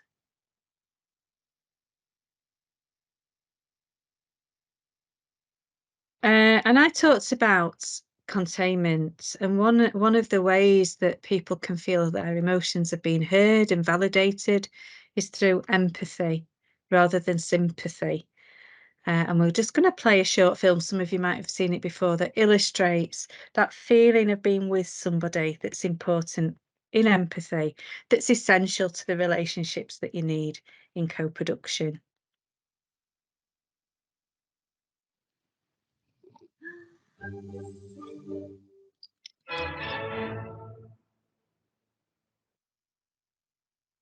So what is empathy, and why is it very different than sympathy? Empathy fuels connection. Sympathy drives disconnection. Empathy, it's very interesting. Teresa Wiseman is a nursing scholar who studied professions, very diverse professions where empathy is relevant, and came up with 4 qualities of empathy. Perspective taking, the ability to take the perspective of another person or recognize their perspective as their truth. Staying out of judgment, not easy when you enjoy it as much as most of us do. Recognizing emotion in other people and then communicating that. Empathy is feeling with people. And to me, I always think of empathy as this kind of sacred space when someone's kind of in a deep hole and they shout out from the bottom and they say, I'm stuck, it's dark, I'm overwhelmed. And then we look and we say, hey, climb down. I know what it's like down here, and you're not alone. Sympathy is, ooh, it's bad, no, you want a sandwich? Empathy is a choice, and it's a vulnerable choice, because in order to connect with you, I have to connect with something in myself that knows that feeling. Rarely, if ever, does an empathic response begin with at least. Yeah. And we do it all the time, because you know what? Someone just shared something with us that's incredibly painful, and we're trying to silver lining it. I don't think that's a verb, but I'm using it as one. We're trying to put the silver lining around it. So I had a miscarriage. Oh, at least you know you can get pregnant. I think my marriage is falling apart. At least you have a marriage. John's getting kicked out of school. At least Sarah is an A student. But one of the things we do sometimes in the face of very difficult conversations is we try to make things better. If I share something with you that's very difficult, I'd rather you say, I don't even know what to say right now. I'm just so glad you told me. Because the truth is, rarely can a response make something better. What makes something better is connection.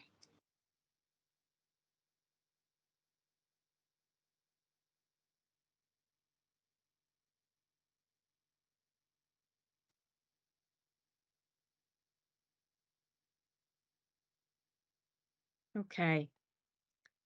Don't know whether anyone had put anything in the chat just now, Kaylee, Kath, either? No, No. nothing in the chat, Claire. Thank you. Okay, thank you. And so we're going to move on to an activity. And we didn't take long to think of things that people are finding challenging just now in current times. It feels difficult for everybody, but it took us about 2 minutes to generate this list. So the theme of today is about how can co-production help, even when times are challenging. And just some of the things that we felt were relevant to early years, more children with complex medical and SEMH needs for various reasons, the impact of the cost of living crisis on families, struggling to find specialist support, changes to the EYFS statutory framework, Ofsted and CQC pressures. That's not new, but with everything else can be an added pressure. EHC systems overwhelmed, Impact of COVID, meaning that there are stretched NHS waiting times, budget pressures, and then retention and recruitment of staffing issues. And I was with Kath at an early years conference a couple of weeks ago, and that really came through as a significant issue. So we're going to ask you to go into breakout rooms in a minute, but I want you to think about those things and how actually trying to work on them or work around them in partnership can feel less isolating than when you've got to do it on your own. So working in co-production can at least bring greater strength together in thinking about some of those issues. Okay, so we need to know what works really, and particularly in the context of those challenges that we discussed just before we had a break.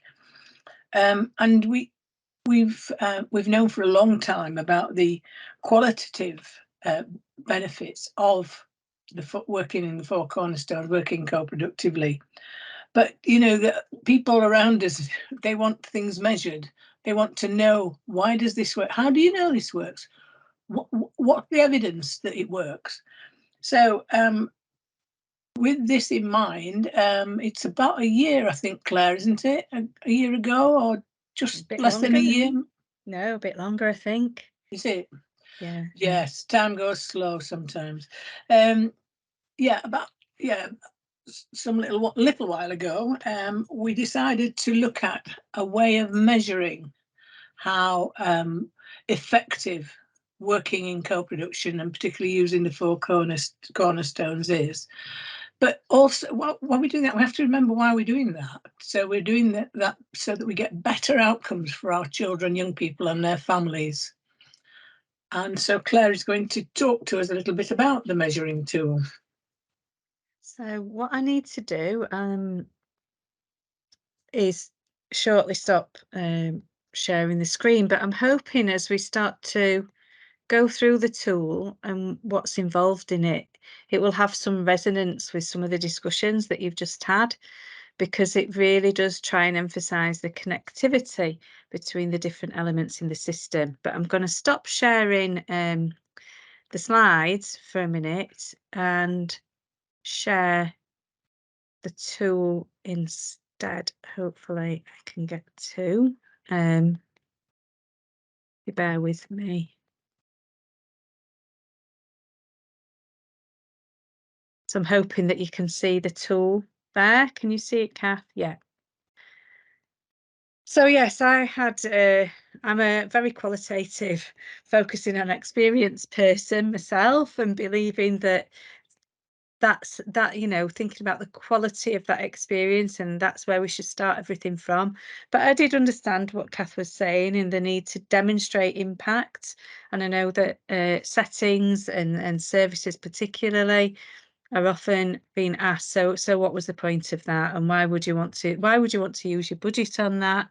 Why would you invest in that way of working and need to justify what they're doing? And sometimes numbers, what's happening with the numbers seems to be what people are looking for.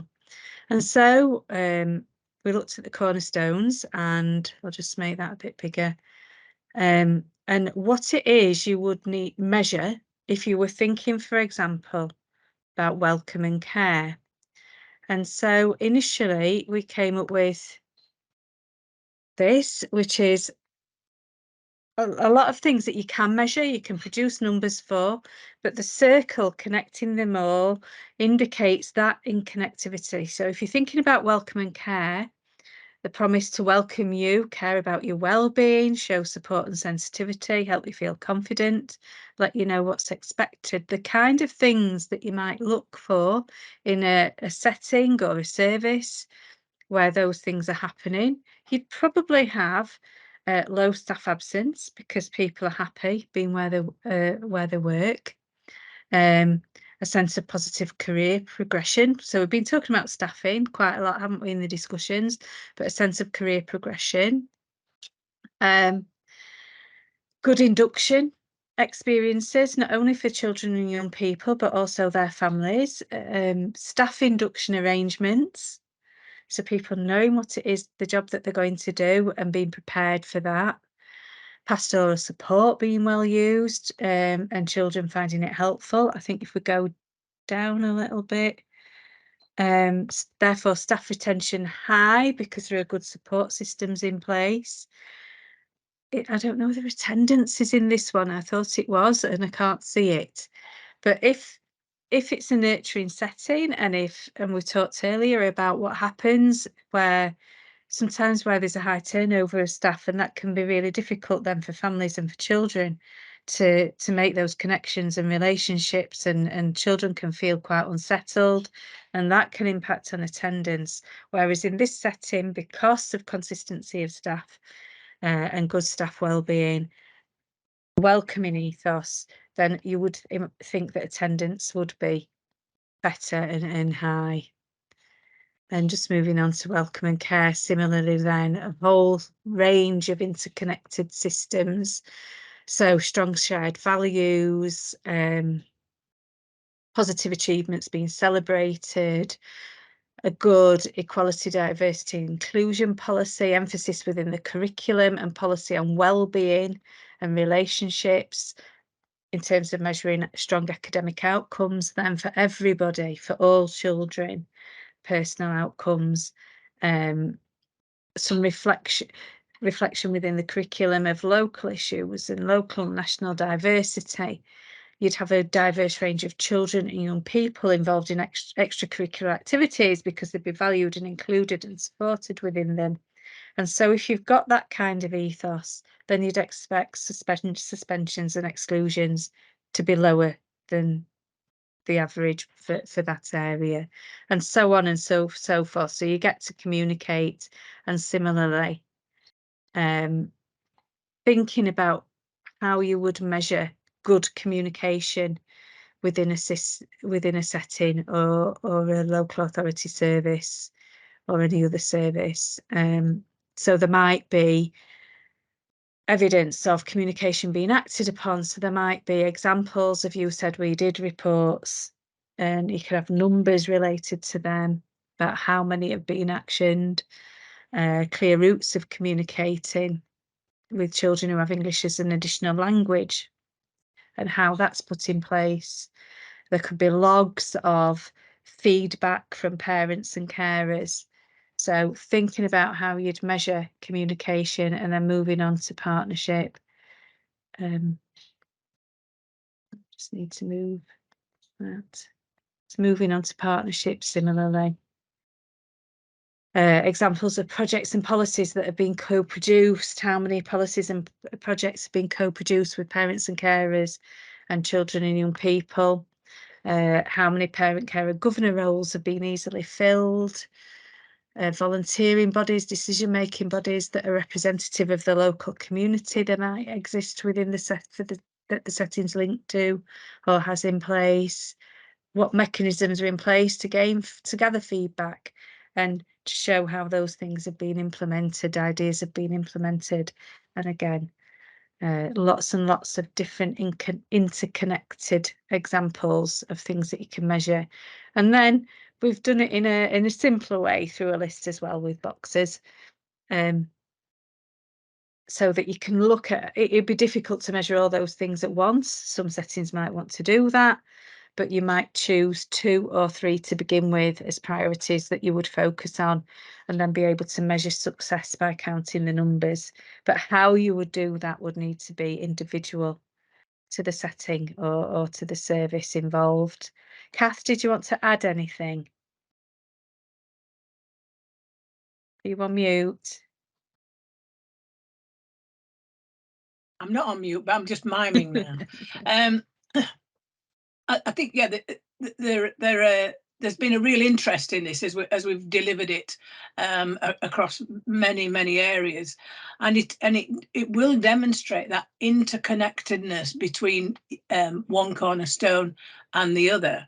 If you go on to the next slide, is that okay, Claire? Yeah, so I just need to stop sharing this one and then go back. I'll keep talking while you're doing that. But so when Claire was showing the one about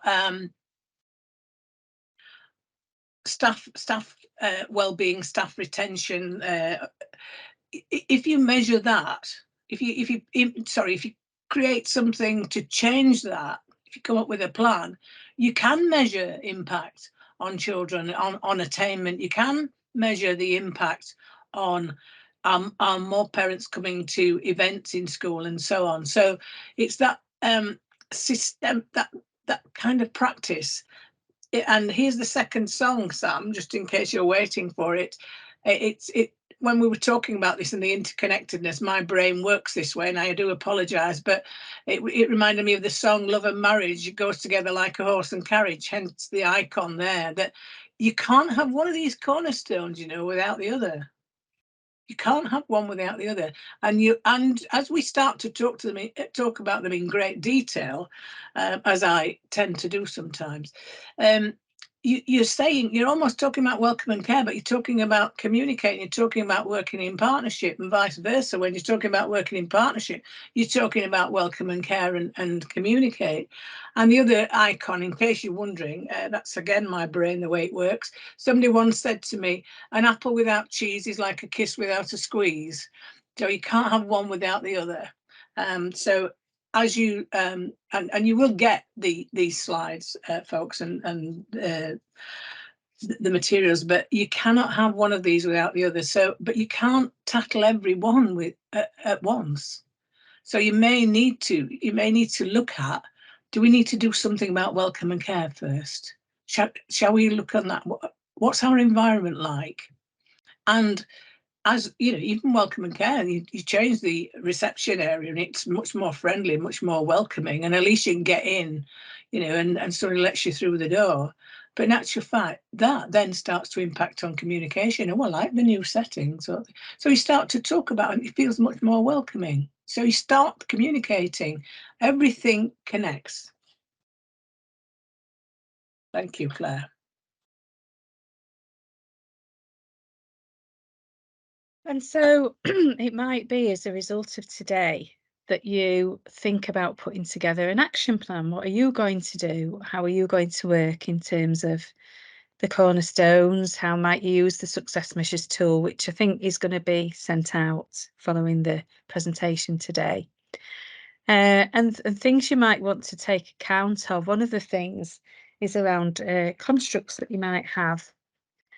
And so we talk a lot about social constructs and thinking about barriers to co-production, potential barriers, and how important it is that you're open to welcoming, caring, valuing, including, and communicating, working in partnership with everyone, with all partners, and to really develop that sense of self-reflexivity and thinking about what's going on for me that might be a barrier to working in that way. And we talk about, we give an example of tattoos, and Kaylee, I don't know if you want to come in at that point and give the example of what happened in one of our training sessions. Thanks, Claire. So it was the very beginning of my journey with Genuine Partnerships. I'd been invited along to Trafford and asked if I wanted to present a slide, and the slide was around constructs.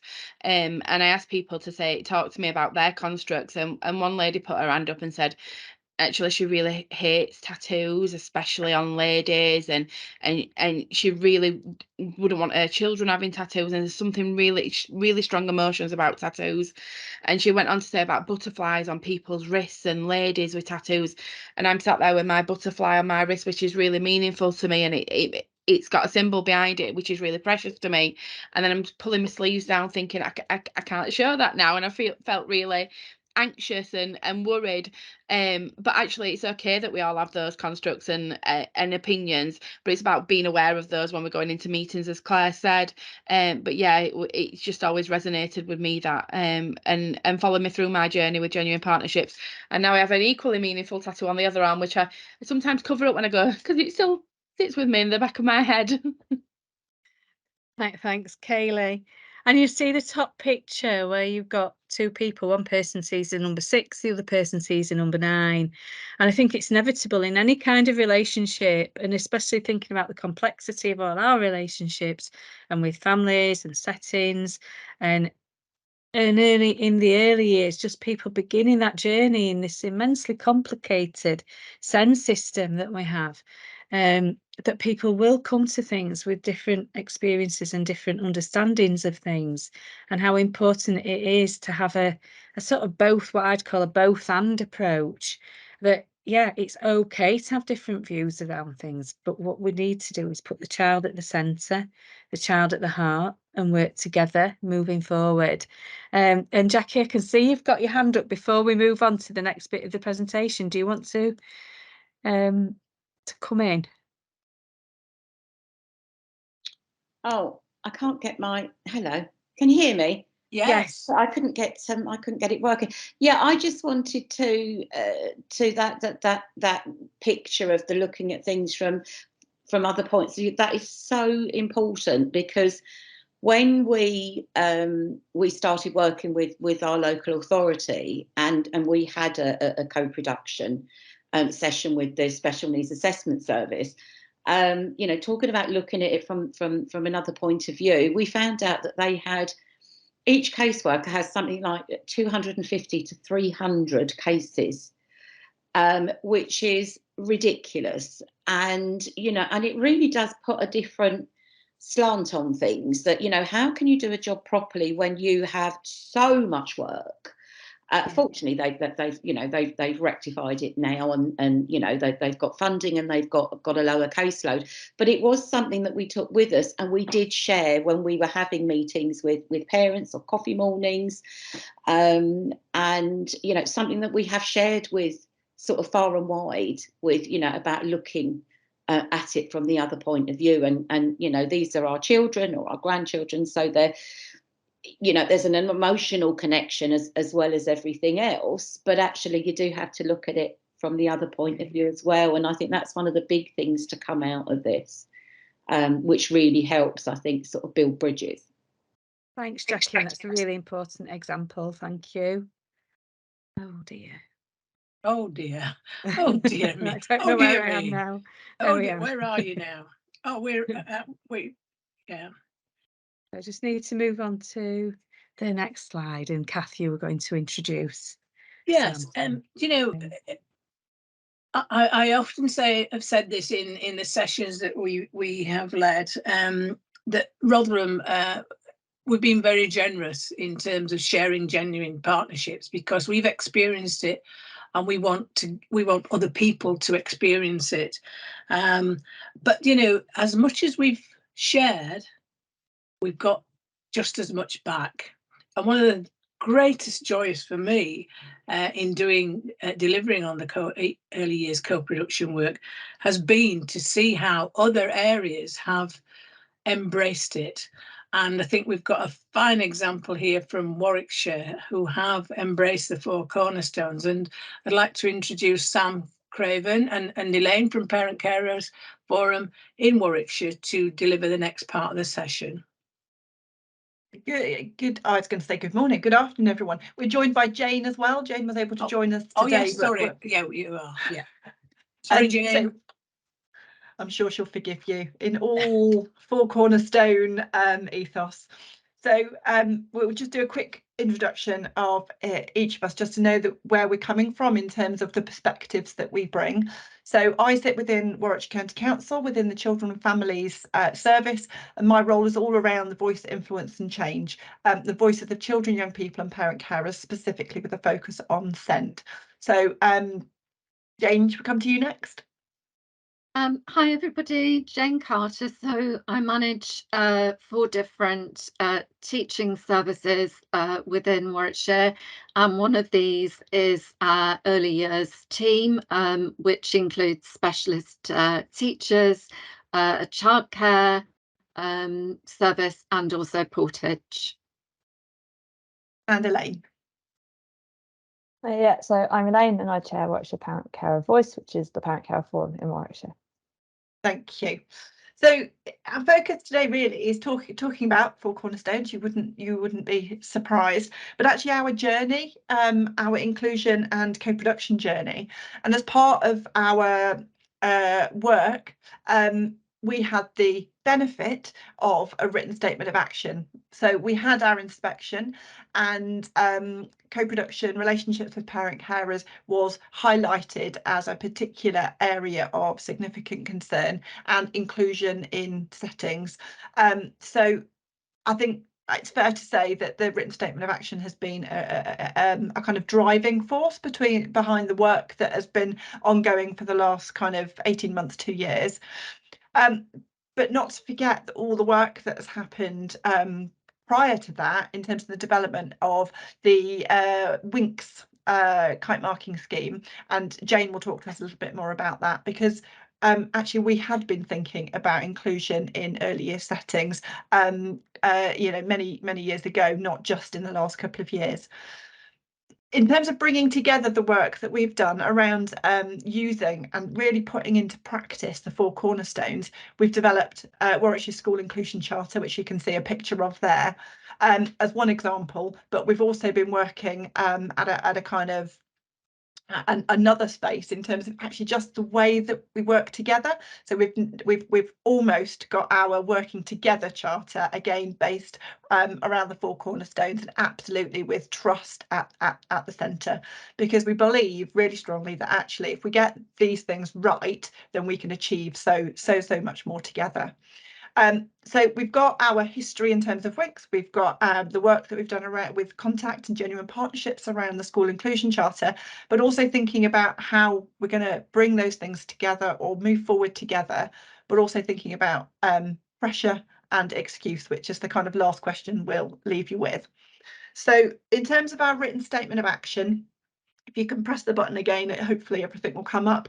But we had five areas of significant areas of weakness, and waiting times for autism assessments, the inclusion in schools, lack of uptake of training, quality of the local offer. We've made lots and lots of strides to improve things over the last 18 months, 2 years, but most significantly is that relationship with parent carers and their involvement at a strategic level, particularly, you know, working in co-production. And I think the improvements that we have made in all those other areas are significantly better because of working very much in relationship and developing how we do what we do together with parent carers, but also with young people. So Ofsted didn't highlight the young people's voice as a particular area, but for us it was a gap, and we have worked with young people and developed our young people's forum for SEND called Impact, so very much bringing their voices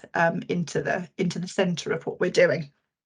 So as I said, the written statement of action, there was a real benefit because it was about giving it priority, bringing people together with a particular focus, which means that we've been able to get the traction we've needed to have the right people involved in a conversation and to move things forward. So from my perspective, and I know Jane and Elaine would agree, that actually having the written statement of action has meant that we've been able to move things forward at a much faster pace than maybe if we were just business as usual, because it's given that focus and it's given it's made it a priority across the area, rather than just you know, us in our little spaces kind of wanting to take things forward.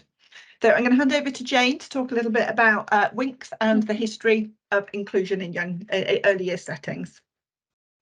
One of the things I'm a big fan of in terms of improvement work is appreciative inquiry. I don't know whether people are particularly familiar with that, that tool, but it's very much about starting from what's working well. And when we had our local area inspection, early years was felt to be working well in parts, and this was one of the areas that that was highlighted. So we've had winks, and if you look very carefully at the screen, you'll see our bear, our Warwickshire bear, is winking, and this was the logo that was co-produced with our families, and actually the name, the Warwickshire Inclusion Kite Marking Scheme, was suggested by our families. So it's been around since 2016. So if I could have the next slide, please. So where did it come out of? Well, we had a situation where our numbers in our specialist nurseries were declining really rapidly. And what we wanted to do was bring together our families and really talk about what it was that our parents wanted for their children. And what they were telling us was that they wanted local provision, and they didn't want to entrust their 2- and 3-year-olds to a taxi on a lengthy journey.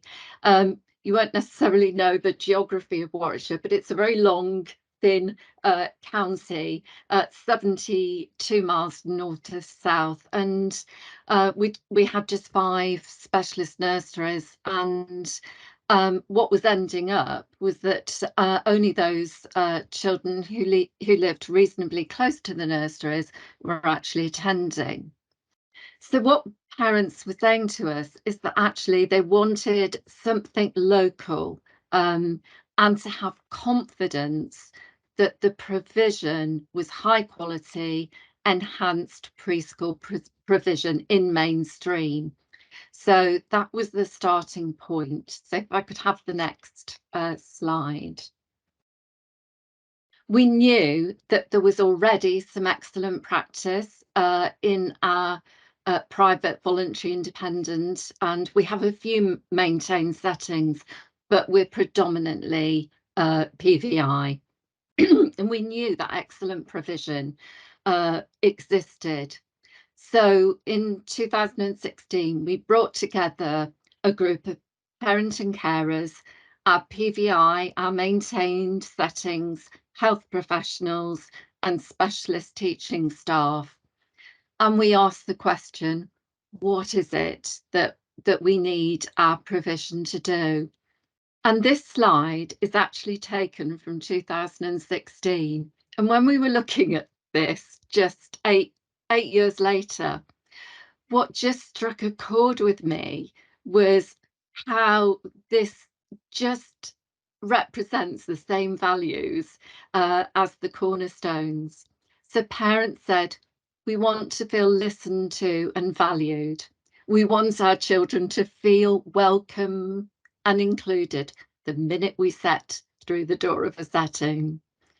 We want to be part of the preschool process in supporting the happiness, success and well-being of our children.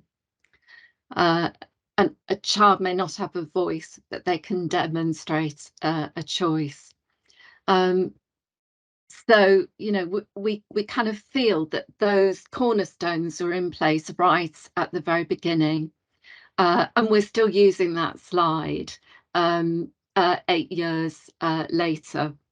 So those principles are very much at the core of our practice. And what we want parents and carers to do is to feel that they've got confidence and trust from the moment that they leave their child with the setting, and not feel that a moment later they might get a phone call asking for their child to come home.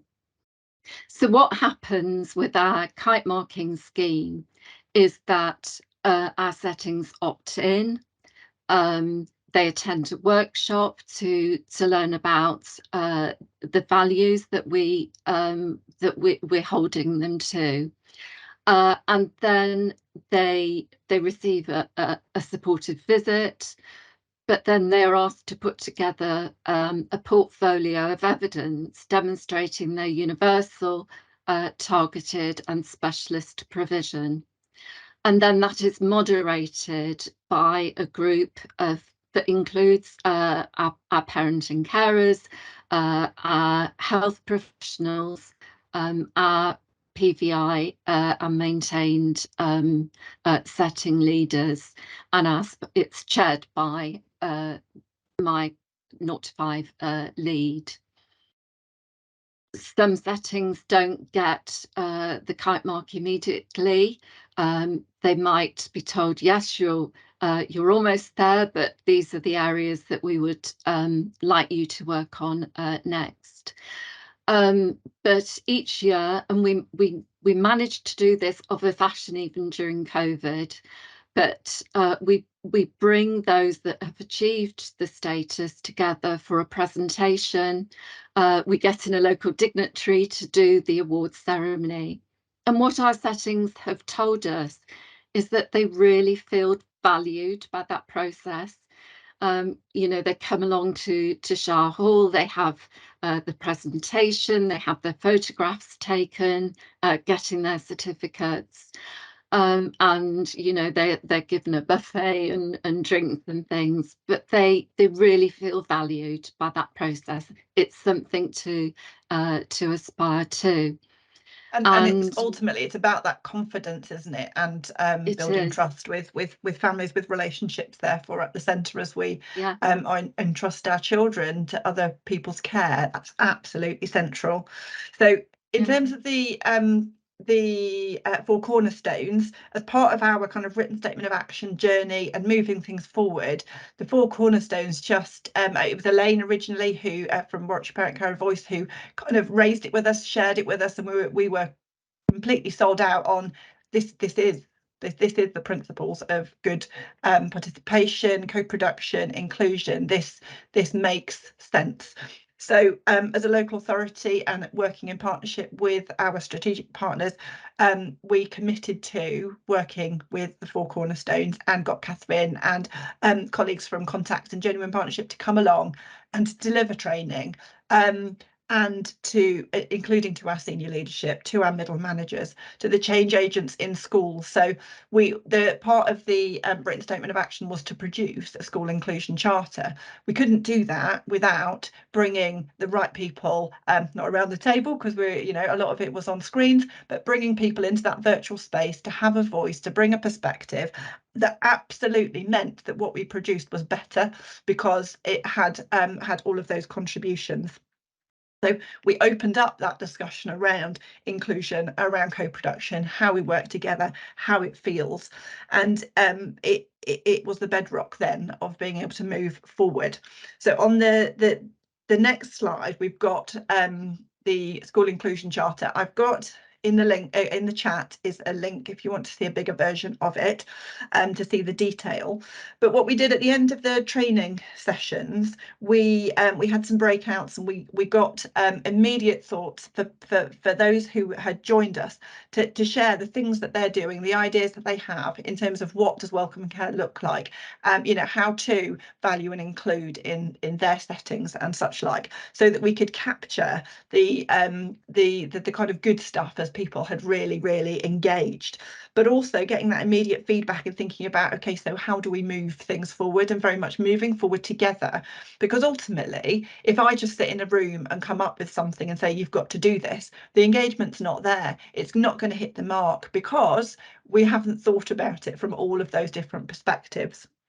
So we absolutely had the engagement, and some of the challenges that we don't necessarily have all of the settings that we'd want there, because it's often the settings that are doing well who engage and will participate in these things. But in terms of embedding it, we wanted to make sure that there's an opportunity for people to feed in. So we're looking at the toolkit behind the school inclusion charter, because it's not just about having a charter, it's a case of what does that mean? How is that being delivered? How can we develop and embed that within what we do? So I just want to ask Elaine to share with us a little bit about what the experience is like as a parent coming into that co-production process and developing the school inclusion charter and the work of the Parent Carer Forum. Yeah, so obviously when we started this co-production, when we started the forum the April before we had the SEND inspection in the July, so it was a bit of like jump in the deep end. We didn't really know what we were doing at all at that point. So having the Four Cornerstones support to underpin everything was really good start. And I think just seeing how we've managed to make a document that parents can use to when they're going to schools and saying, well, actually, it says in the all Warwickshire schools are supposed to be following this, and it says here that you're supposed to be doing this, so why are you not doing it? It's really good. And as a forum, we've also then invested in the Four Cornerstones work, and we've got some sessions with Catherine coming up, and the first one's tonight. So, and then looking at how we can use that to support parents. We're developing a checklisty thing for parents to use in our parent care forums that we're hoping to have in schools to really underpin evaluation of all of these things as well. Because it's that feedback loop as well, isn't it? So feedback is a good thing, but people are often scared about it. So if we can build that trust both in settings and in relationship with parents, what we can have is a feedback loop that means that we're constantly improving and moving forward together, rather than kind of feeling anxious about and feeling like you're going to get ticking off or what have you, because we've got to keep children and young people at the centre of what we do. And to do that, we need to understand what life is like, what it feels like in a setting or in a relationship with, a local authority officer. And actually, so Impact, our Young People's Forum SEND, actually what they're doing at the moment, and we're co-producing together, is an opportunity for a wider group of young people to share their experiences of what life is like in school, to feed into our education strategy and our SEND strategy. But absolutely, we've got to keep that at the centre. And if we aren't working in a way that keeps relationship and builds trust, we can't do that, because people won't feel that they can share. So I'm conscious of time, so if we can just very briefly look at the next slide. This is where we've, in terms of embedding it and people being public about, look, this isn't about subscribing to and such like, because at the moment the school inclusion charter is different to the Winks early years charter. We are very much kind of coming from a point with the school inclusion charter. This is basic. This is what every family can expect from their school and their child's school, and therefore it's something that everybody needs to be doing. And that was very much the message that was being communicated from schools themselves. They were very clear in saying, no, this for this particular kind of age group, it absolutely needs to be everyone's playing, everyone's doing this. This is minimum expectations. And in terms of bringing things together, that is a co-productive process. So we don't know the end from the beginning yet.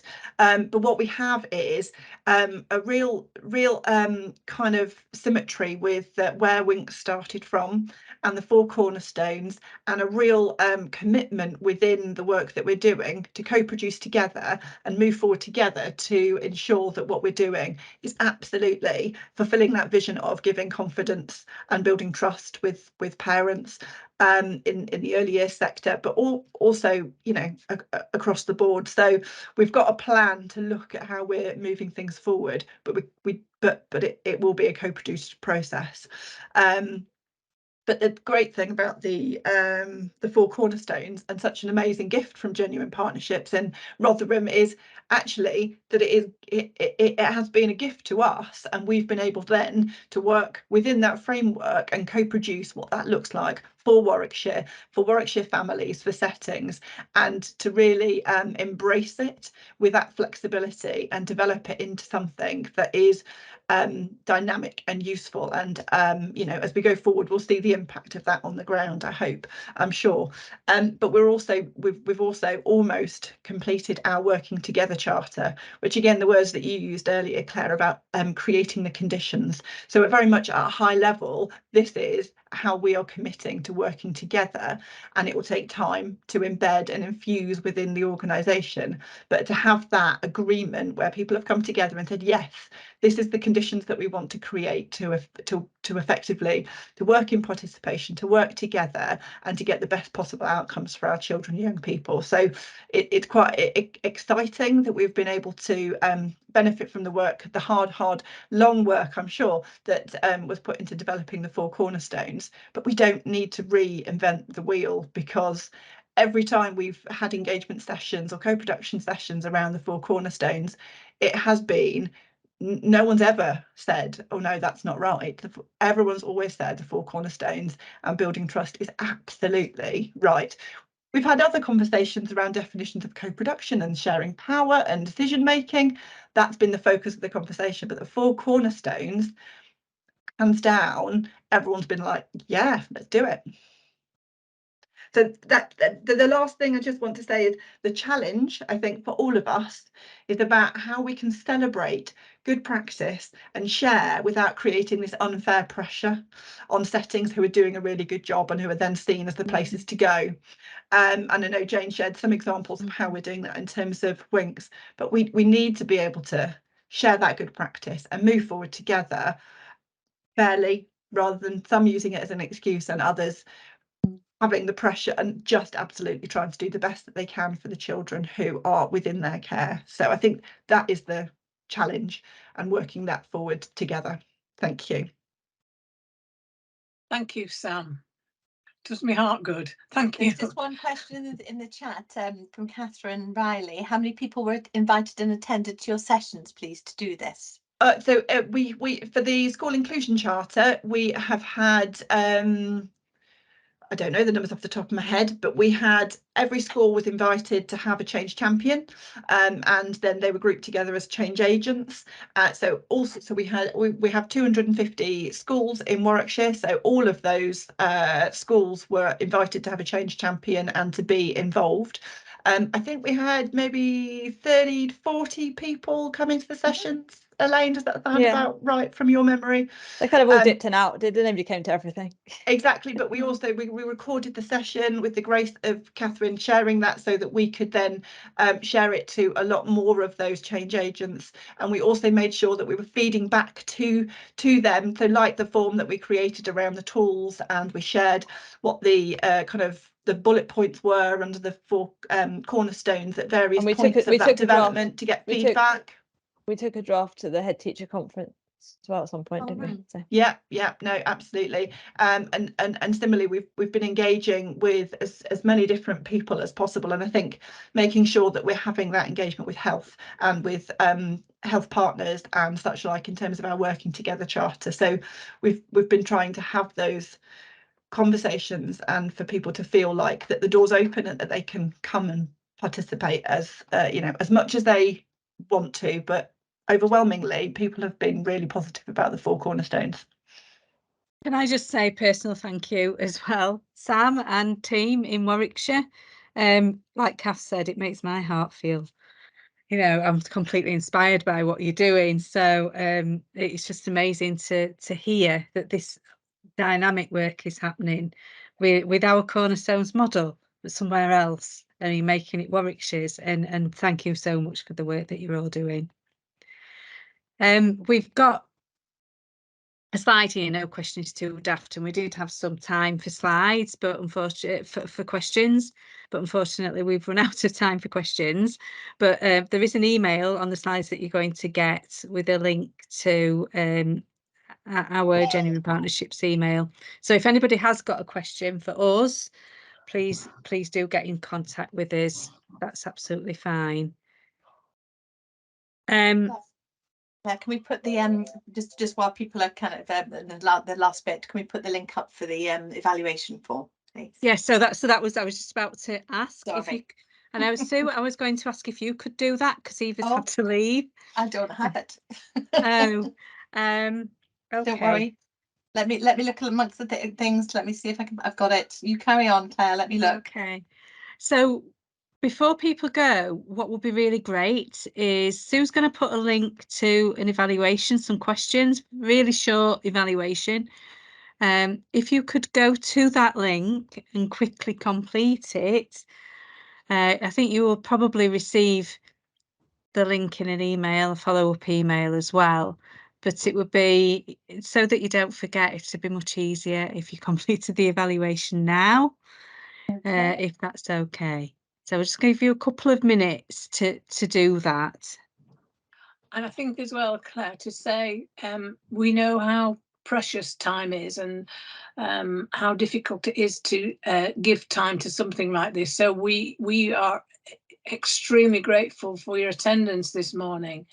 And I know it's been a very full session, but we do hope that you can take some things away with you and benefit your area and your practice from this work. Thank you.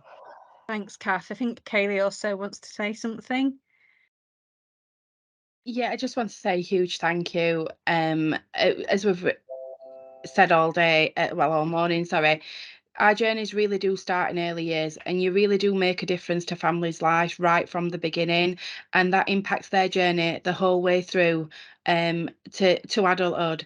So I just wanted to say a huge thank you to every practitioner and parent on the call today for taking the time to make young people's futures better, because what you're doing today will impact them in years to come. So thank you, and thank you to everybody for inviting Genuine Partnerships along today, and for all the guest speakers that have contributed.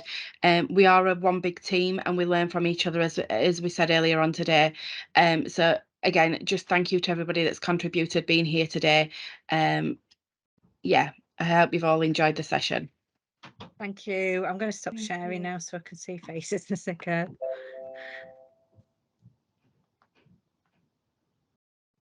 What Claire means is she's turning this the slides off so she can make sure that everybody's filled in the survey. Yes, you must complete the survey before you go.